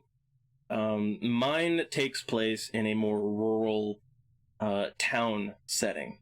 So you're going to get more kind of natural horrors. Like, for instance, the Toxicum mold. Like, there's a swamp, okay? Like, there's a swamp around the town. And so when you go out into the swamp, you might be wading knee-deep in acidic Toxicum mold, okay? And that's kind of how my campaign rolls. But it's got all the other stuff, the vampires, the ghosts, the werewolves, the demons, which demons are incredibly fun to run into. They will fuck you nice and good. And man, it's just, I love using those in my campaign. Because demons don't have to be a person, they can be a building. World of Darkness is kind of weird like that. And let's see, when it comes to my actual individual stories, I've got quite a few. This isn't even everything I have. Like, I have a lot of stuff just on paper and in Word documents. But, I have a bunch of story starters just ready to go. And I also have a book. Let me just, yeah, let me just kind of pull the book up here. I wish I had a PDF of it, but I don't. I only have the physical print book. Most of the books that I play with, I own the physical copy of it, and I have it on my bookshelf. And so what I want to run is called A Nightmare at Hill Manor, and I have I have everything laid out right here in the game, but I don't want to spoil it. So A Nightmare at Hill Manor is, if I can ever get a group of players together, this is what I want to run, okay? And I'm holding the book right now, just kind of looking through it. If I don't have a group, okay, like if I can only get one person at a time to play, then we'll just do like a short story, okay? Like we'll do one of my custom-made short stories, or I'll just pull some random short story out of one of the books and we'll play through that. But if I can get a group of players together, I would really like to do A Nightmare at Hill Manor. And so let me explain what A Nightmare at Hill Manor is. I wish I had a graphic for you, but I only have the physical book. I don't have the PDF. So A Nightmare at Hill Manor, the basic gist of it is a story made specifically for people that are new to the game. All right. Like, it's made specifically for a small group of players. Like, it's made for a group of 2 to 4 players, and it's made for people who have never ever played the game before. It's really laid out very nicely. I like the book. And what it is it's a ghost story.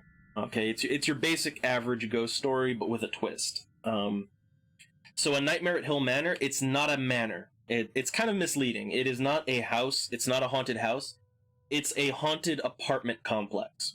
Okay, like it's a massive apartment complex, and it gets haunted, and like basically the outside world just vanishes, and so everybody is stuck in the apartment building with no way out. And all the residents of the apartment building, they start getting possessed by ghosts. And so the residents of the building start going fucking crazy and murderous, and you'll have to deal with them. But then on top of that, you'll have to deal with hauntings.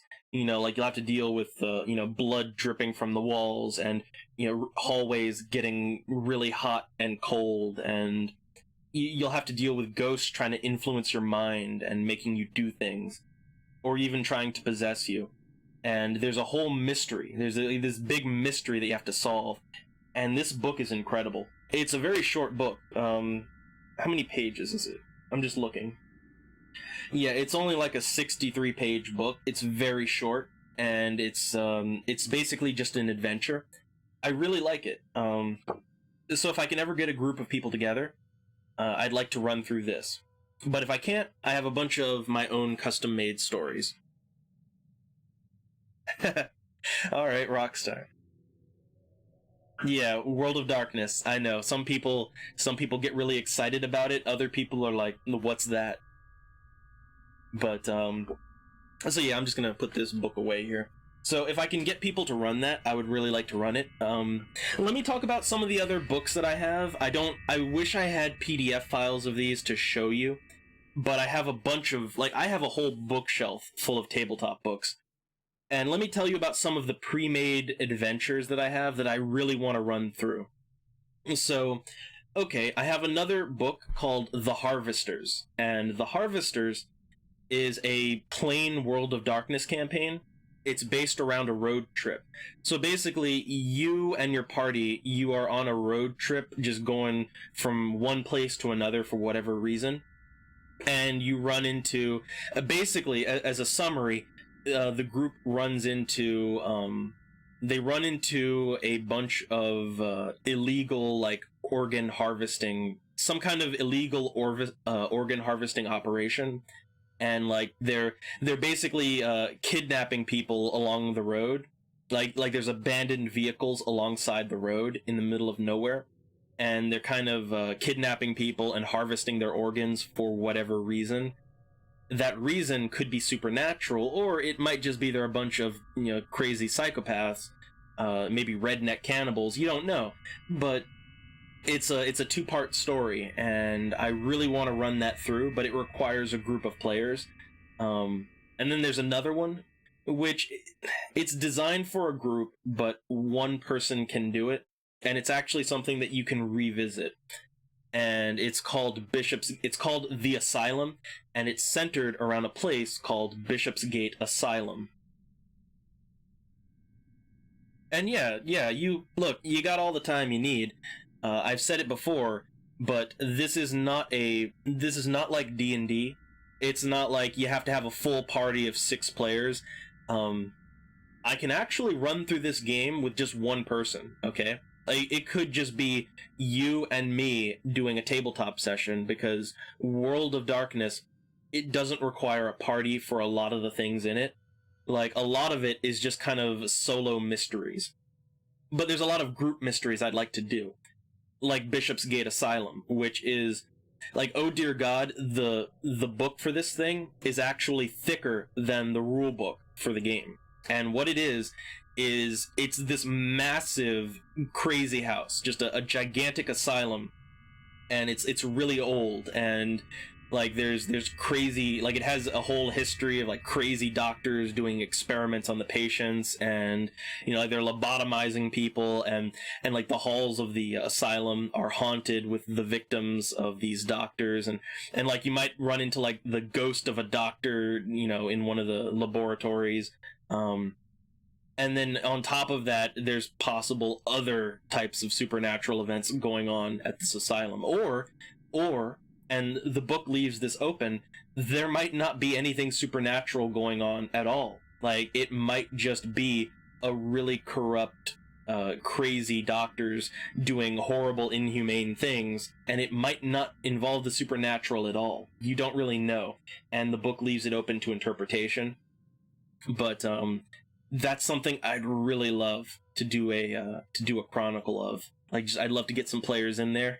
Like, maybe maybe the player is somehow railroaded into becoming a patient at the asylum, and like you have to deal with all these things happening to you that you might not be able to control. It'd be fun. It'd be fun for me to run, and my players might get a couple dementations, a couple derangements from that. But yes, I have all these kind of I have lots of splat books, companion books full of adventures that I could run, and they require more than one player. So I'd really like to do those at some point. But if I can't, if I can't get players to do that, then I have like my own custom-made adventures they're built for one player, okay? Like, a lot of my story starters are made with one player in mind. See, I've got some story starters here. Like, I brought this one up earlier called Terror at the Movies. Which, like, so that story, it's one that I made, and it's like, basically there is some kind of ghost. There's basically a ghost possessing people and causing them to kill other people in the movie theater. And the player has to figure out what's going on and how to deal with the ghost. And like all this time, the player is going to be trapped in the movie theater.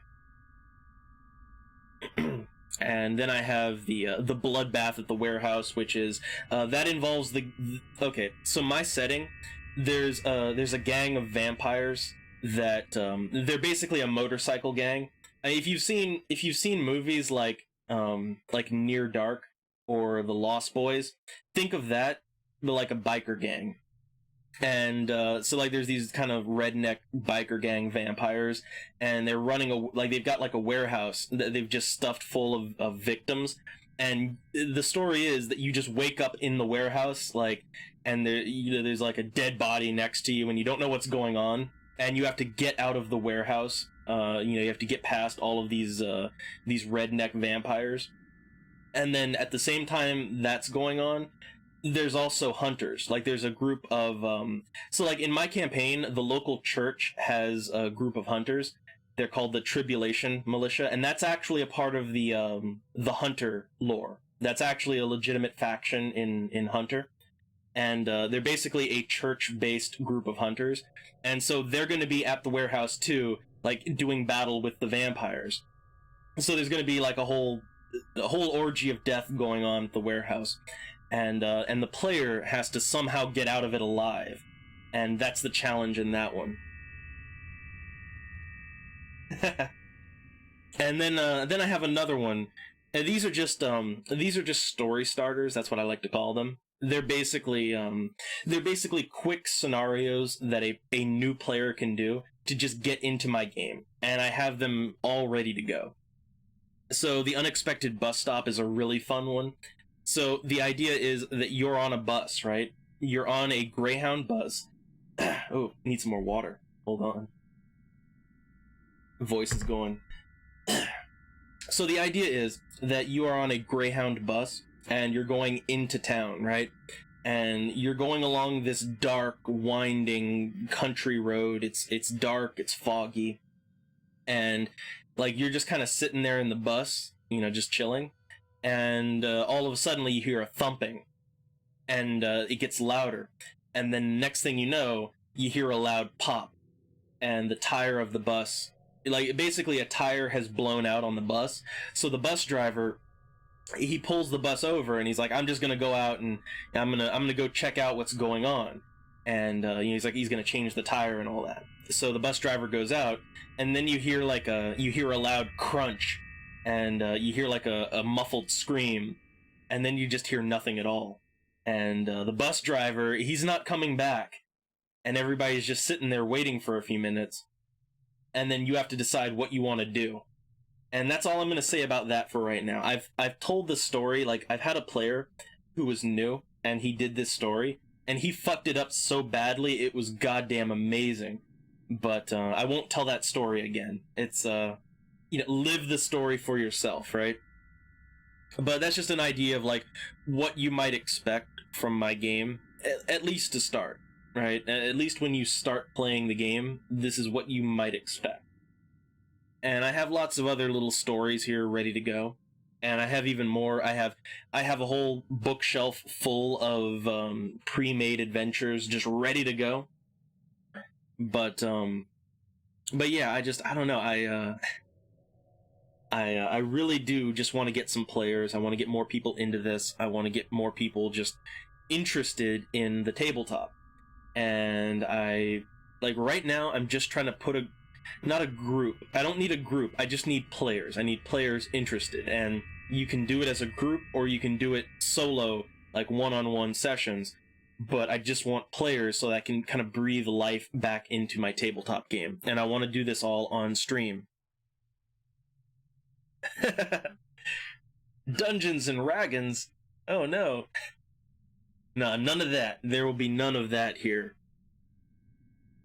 Although I do have I actually do have a Dungeons and Dragons 3.5 edition campaign in Fantasy Grounds. I actually do have one, but it is the dumbest thing ever. But I'll talk about that another time. This is World of Darkness time here.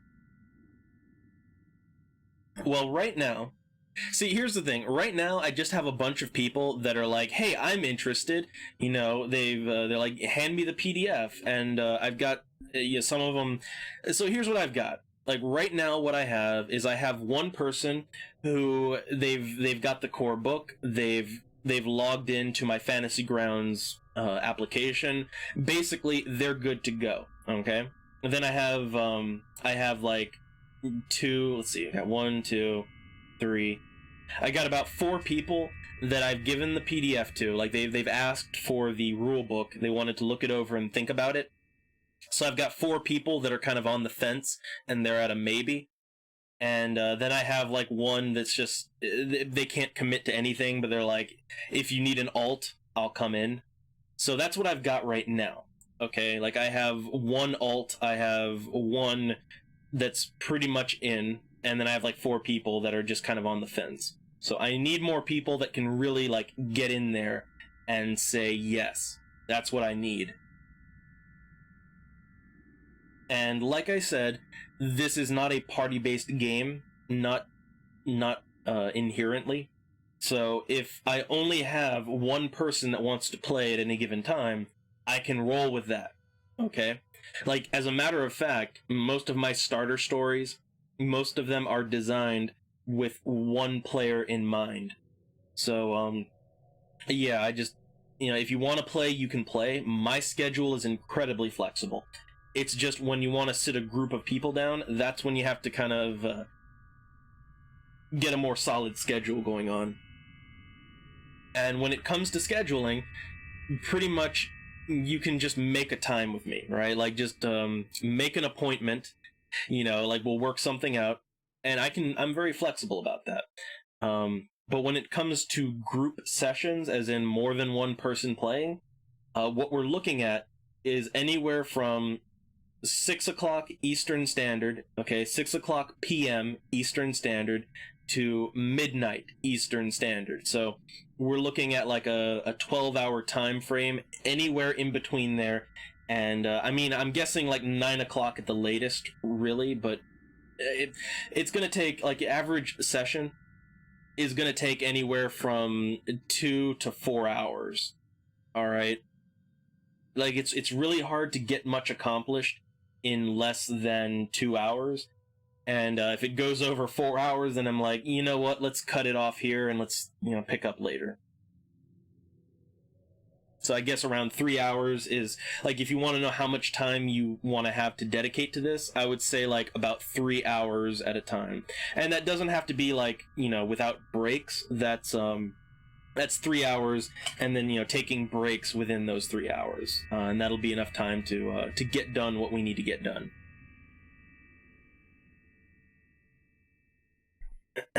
So let's see, is there anything else here that I want to pop open and show off? I'm not really too sure. Forget oh man, I forgot about this. I was inspired. I was inspired by Shadowrun because Shadowrun, the rulebook for Shadowrun, they have like a random scenario, like a random mission generator in that game. And I was kind of inspired by it. So I made my own random, like, it's a random story generator. And it's basically like it all relies on the 10-sided dice. And it's like, you do several rolls, and it just basically creates a scenario. So like if I roll let's say I roll a dice and I roll, I don't know, I roll like a 6, right? So that means you're walking around town, and suddenly you see a teenager tagging a building, like a teenager spray painting a building. So then you roll another one, and let's say that you roll, I don't know, let's roll a 7, right? So that's the player has initiative. So that means that you've surprised them. And then you have a difficulty roll, which is like, you do another roll to see like how difficult the encounter is going to be, or how friendly or unfriendly things are going to be. But yeah, like it's just basically a bunch of random things that you can mix and match, and so like basically it's how I can create random encounters in the game. Like I can create semi-random encounters with that. But okay, good. We got an interested. Well, okay, if you're interested, let's move on to the next portion here. So if you are interested in the game, all you have to do is go to fantasygrounds.com. Okay, fantasygrounds.com. And you can download the client, and all you need is the demo version. You do not have to pay for anything, okay? So you just download the demo version, and you launch the application, and you can join my Fantasy Grounds server.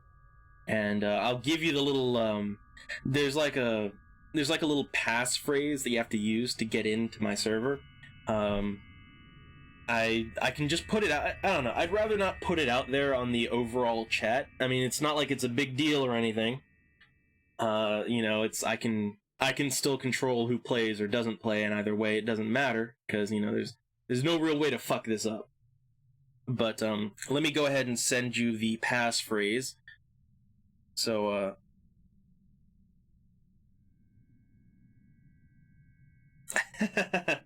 I love it. That's good. That's the spirit right there.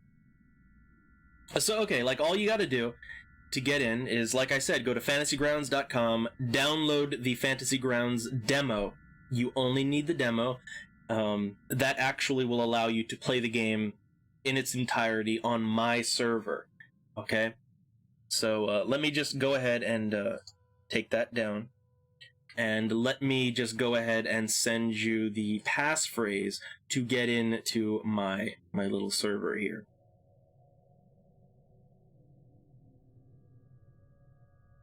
Okay, just un momento. Okay, and let me just double check that that's actually the right one. I've been doing so many... I've been messing around with this thing so much, I kind of have to make sure that's the right phrase.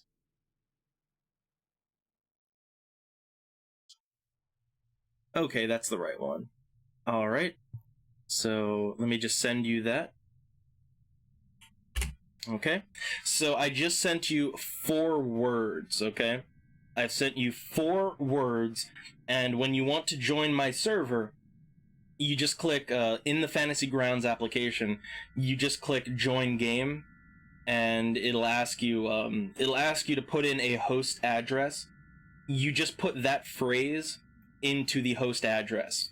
Okay, those 4 words, just like I typed them, you put those into the host address, and that'll take you right to my server, and that's how you get in. Okay, and from there you can make a character, you can get started, all that good stuff. But that's how you now have the keys to the kingdom, as it were. Yes, it is. It is entirely randomly generated, and it's unique. That's the thing. It's actually a unique generated password. And you can I can change it at any time. That's why I use it. Is you can change it at any time. So yeah, that's how you get in. That's how you get into my server. And you have the rule book. So okay, like anybody else interested, I think people are kind of shuffling on out of here, and that's totally understandable. But I guess last call. Okay, so anybody interested, now is the time. Just say something, and I will get you hooked up with a PDF file and the passphrase to get onto the Fantasy Grounds server. So, speak up now or forever hold your peace. I think I've pretty much gone over every aspect of the game. I've gone over, the game itself. I've gone over how things play. I've gone over how the game flows, in terms of, taking actions and how you do things in the game and the back and forth between me and the players. I've gone over all of that.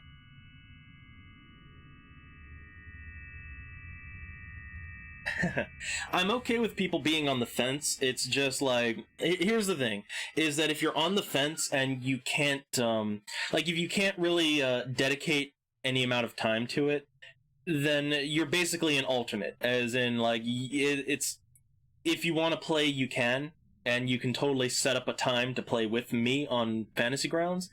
But, like, you're probably not going to be doing the group content, because when it comes to group content, I need people that can dedicate a certain amount of hours at a certain time, and we have to come to a consensus for when that time is. And so that's kind of how that's how the fence sitters are going to go. All right, so let me hold on a minute. Let me hook you up with the PDF and the passphrase and all that. Let me just copy and paste again.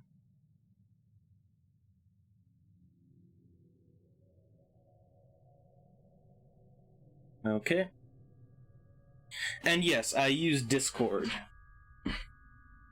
Which, again, for people that don't want to do the voice, text is fine. I'll read out loud what you have to say. But, you know, voice chat's nice too. Now, I will say this, I don't really use Discord much, so I gotta set some things up with all that. I have to figure all that out. But that's what I'll be using. Okay, and let's just, okay, there's the, to American Dad. There's the PDF file, and the phrase to get into the Fantasy Grounds server itself. Okay, there's the phrase. That is the 4-word passphrase to get into the server itself. And again, you just download it off of, fantasygrounds.com. And that's how you'll be good to go as far as the application is concerned.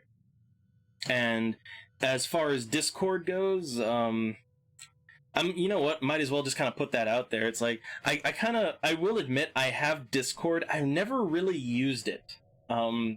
Basically, people just wanted me to use it, and so they're like, download it, and I'm like, oh, okay, I'll download it.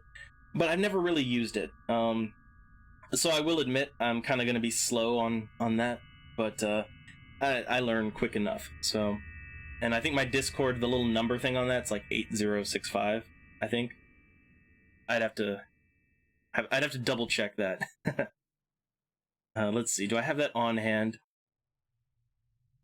Do I have it? Yeah, okay. Yeah, it's the same double awesome.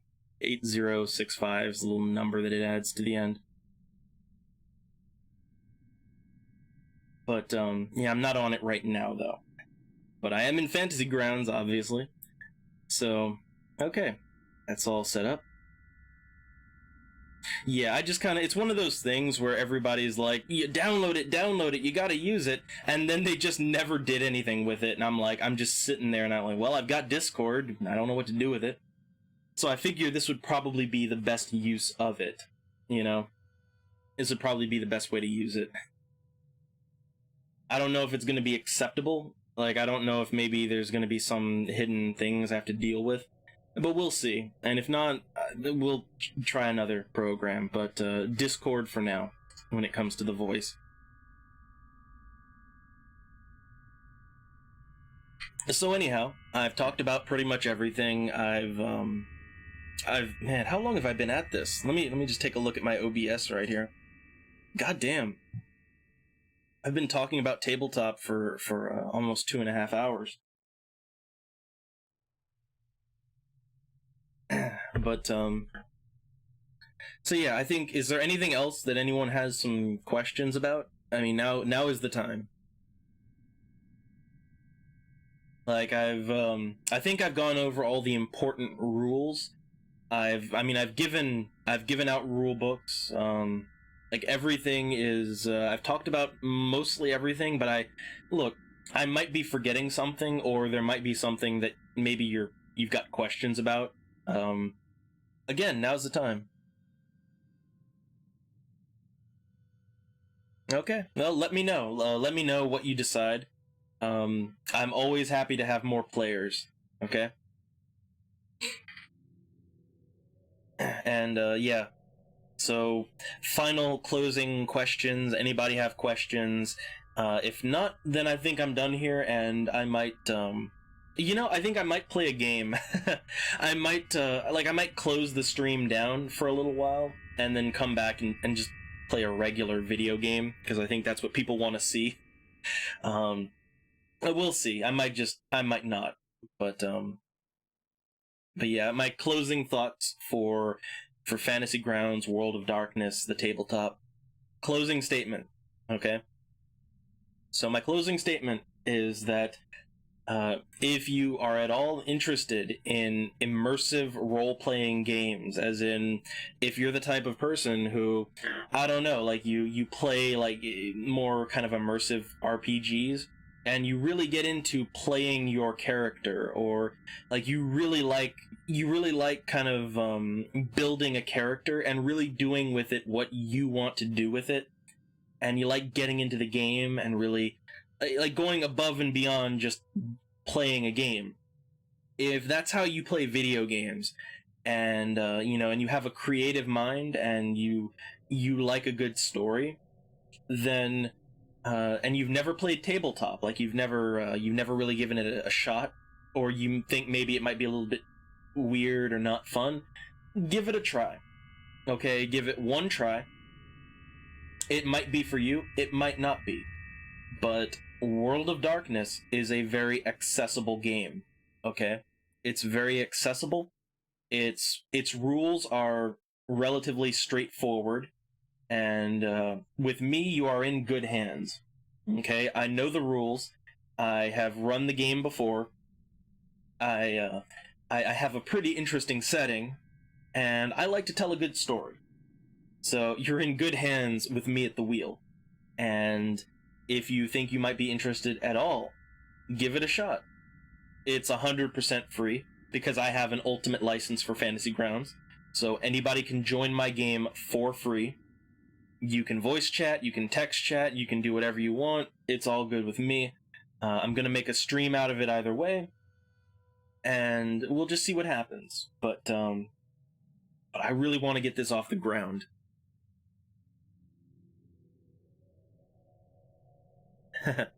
And yeah, I'll be archiving it. First off, I'll be archiving this. I'm gonna maybe clean this up and cut out, like, I think I'll cut out like the first couple minutes of this where I'm not doing anything. But yeah, like, this is gonna be on archive, the whole thing, for later. And then, when we actually do the stream and we like play the game live, I'm going to make a YouTube archive of it, okay?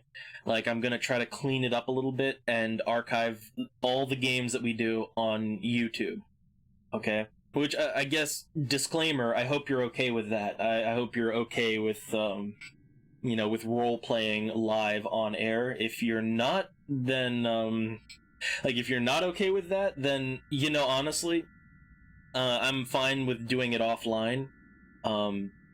Like I've said before, I love tabletop. I really do. And I want to play it more. So, however you want to do it is fine with me. But I would really like to make a proper show out of it, because I think that, when it comes to tabletop, there's a whole lot of, there's actually a surprising number of people online that live stream their Dungeons and Dragons tabletop stuff. But there's almost nothing when it comes to other games. Like, when it comes to the more obscure games, like World of Darkness, or like The Void, or Cyberpunk, or stuff like that, you don't really see that very often. So I'd like to kind of, put it out there, I guess. That's the best way to put it. So I like to put it out there. And yeah, I'll say this right now. When it comes to tabletop, succeeding is fun. Okay? Coming out victorious, overcoming challenges, saving the day, that's all fun. But the best tabletop stories that you're ever going to hear, the ones that are going to make you laugh and smile and really, get into it, are the stories of failure. And the reason for that is that when you fail, and you fail big in tabletop, or when you have players that just go off the rails, that's where the fun happens, okay? The fun happens when the game doesn't go the way that you expect it to go. Because, I guess, closing statement, right? The big difference between tabletop and a video game is that in a video game, no matter how open and free the video game is, it's still on rails, okay? Like, even in a big open game like I don't know, Skyrim, right? You're still on rails. You are still confined by what the game can and can't do. And I know mods and all that, but again, the same principle applies. You are still limited by the programming of the game or the mods or whatever. You know, like, you can't just decide to go completely off the rails and do something different. You know, you can't just decide, well, I think I want to fuck off from here, and I just want to go somewhere that's not even related to what I'm doing right now. You can't really do that in a video game. And the more story-driven a game is, usually the more on rails you are. Well, that's the fun thing about tabletop. Okay, the fun thing about tabletop is that you can go as far off the rails as you want. Like, as an example, my campaign is set in the city of Ashfield in the south, and it's a fictional town and all that, but you know, it has a setting, right? Well, guess what? If you wanted to, you could totally just you could get in a car and you could just drive away. Like, you could, I don't know, like, you could drive up to Atlanta if you wanted to, and you could just all of a sudden, now the story's taking place in Atlanta. You know, you could drive, go up north. You could go, I don't know, you could sail to London. You know, you could take a boat or a plane and go to London or whatever. And that's where the game is now. Like, there's no limitations when it comes to what you are allowed to do or not do. Now, of course, let me just kind of preempt this and put it out there. If a player is, like, really going off the rails in a stupid way, I'll try to bring things back, and, like, I'll try to kind of get things back under control. I'll try to keep things on track, but I'm not going to, like, there's never going to be an instance where you hit an invisible wall, okay? Like, you're never going to run into a situation where, like, you go to the edge of the town and all of a sudden, like, bump, you hit an invisible wall and you just can't go any further than that because, you know, this game takes place here and only here. No, you can go wherever the hell you want. Now, of course, the further off rails you go, the more I'm going to fight you and try to get you back on the rails. But at the same time, there's no invisible walls, okay? You have absolute freedom, not just to go where you want to go, but to do what you want to do. Now, of course, there are rules. You know, you can't just make something up and expect it to happen. You know, you have to go by the mechanics of the game, but, you know, as long as you make the dice roll for it, as long as you pass your difficulty check and all that, you're good to go. You can do it. You know, like, if you want to, you know, you don't have to find a key to open the door. If you want to, you can bash the door down. You could fucking take a flamethrower to it and burn the door. I mean, hell, you could burn the house down if you want to get in there, right? And you have options. You can do what you want to do. And to me, that is the fun part of tabletop. It's that there's no solid rails. There's no invisible walls. There's no lines of code keeping you from doing the things that you want to do just because they're not, you know, they're not in the scope of whatever the developer intended. No. This is a world without boundaries. It's not a world without rules, but it's a world without boundaries. And if you're interested by that, if it piques your fancy, if you think you might just enjoy that kind of gameplay, and you have some imagination, because remember, this is, for the most part, going to be using your imagination, going to be some text, there'll be a couple of, you know, little images maybe to help you, some sounds, but for the most part, this is going to be very communication, storytelling, you know, imagination type of thing. But there's rules, there's mechanics. It's a game. It is an actual game, and you are playing it, just not in the conventional sense. If you can handle that, I welcome you. And that's my closing statement. That's my final thoughts. Yeah, that's all I got for now. I've been talking about this for almost exactly 2.5 hours now. So I feel like I've said my piece. I'm done. If this does not persuade people, then I don't know what will. As far as contact, like how to get in touch with me, so, okay, you can send me a little message on Twitch. I have a YouTube channel. You can make a comment on this video, because I'm going to archive this on YouTube, and people can, they can put a comment in on there. Eventually, I'm going to put an email address out that you can contact, but I haven't really gotten around to that yet. But eventually, that'll also be a method to get in touch with me. So you have your options. You have all the information. It's up to you now. All right. I'm done here. I might play a video game later, but for the most part, we're done. See you all later. Goodbye. Get out of here. Get some sleep or something. It's good for you. Later.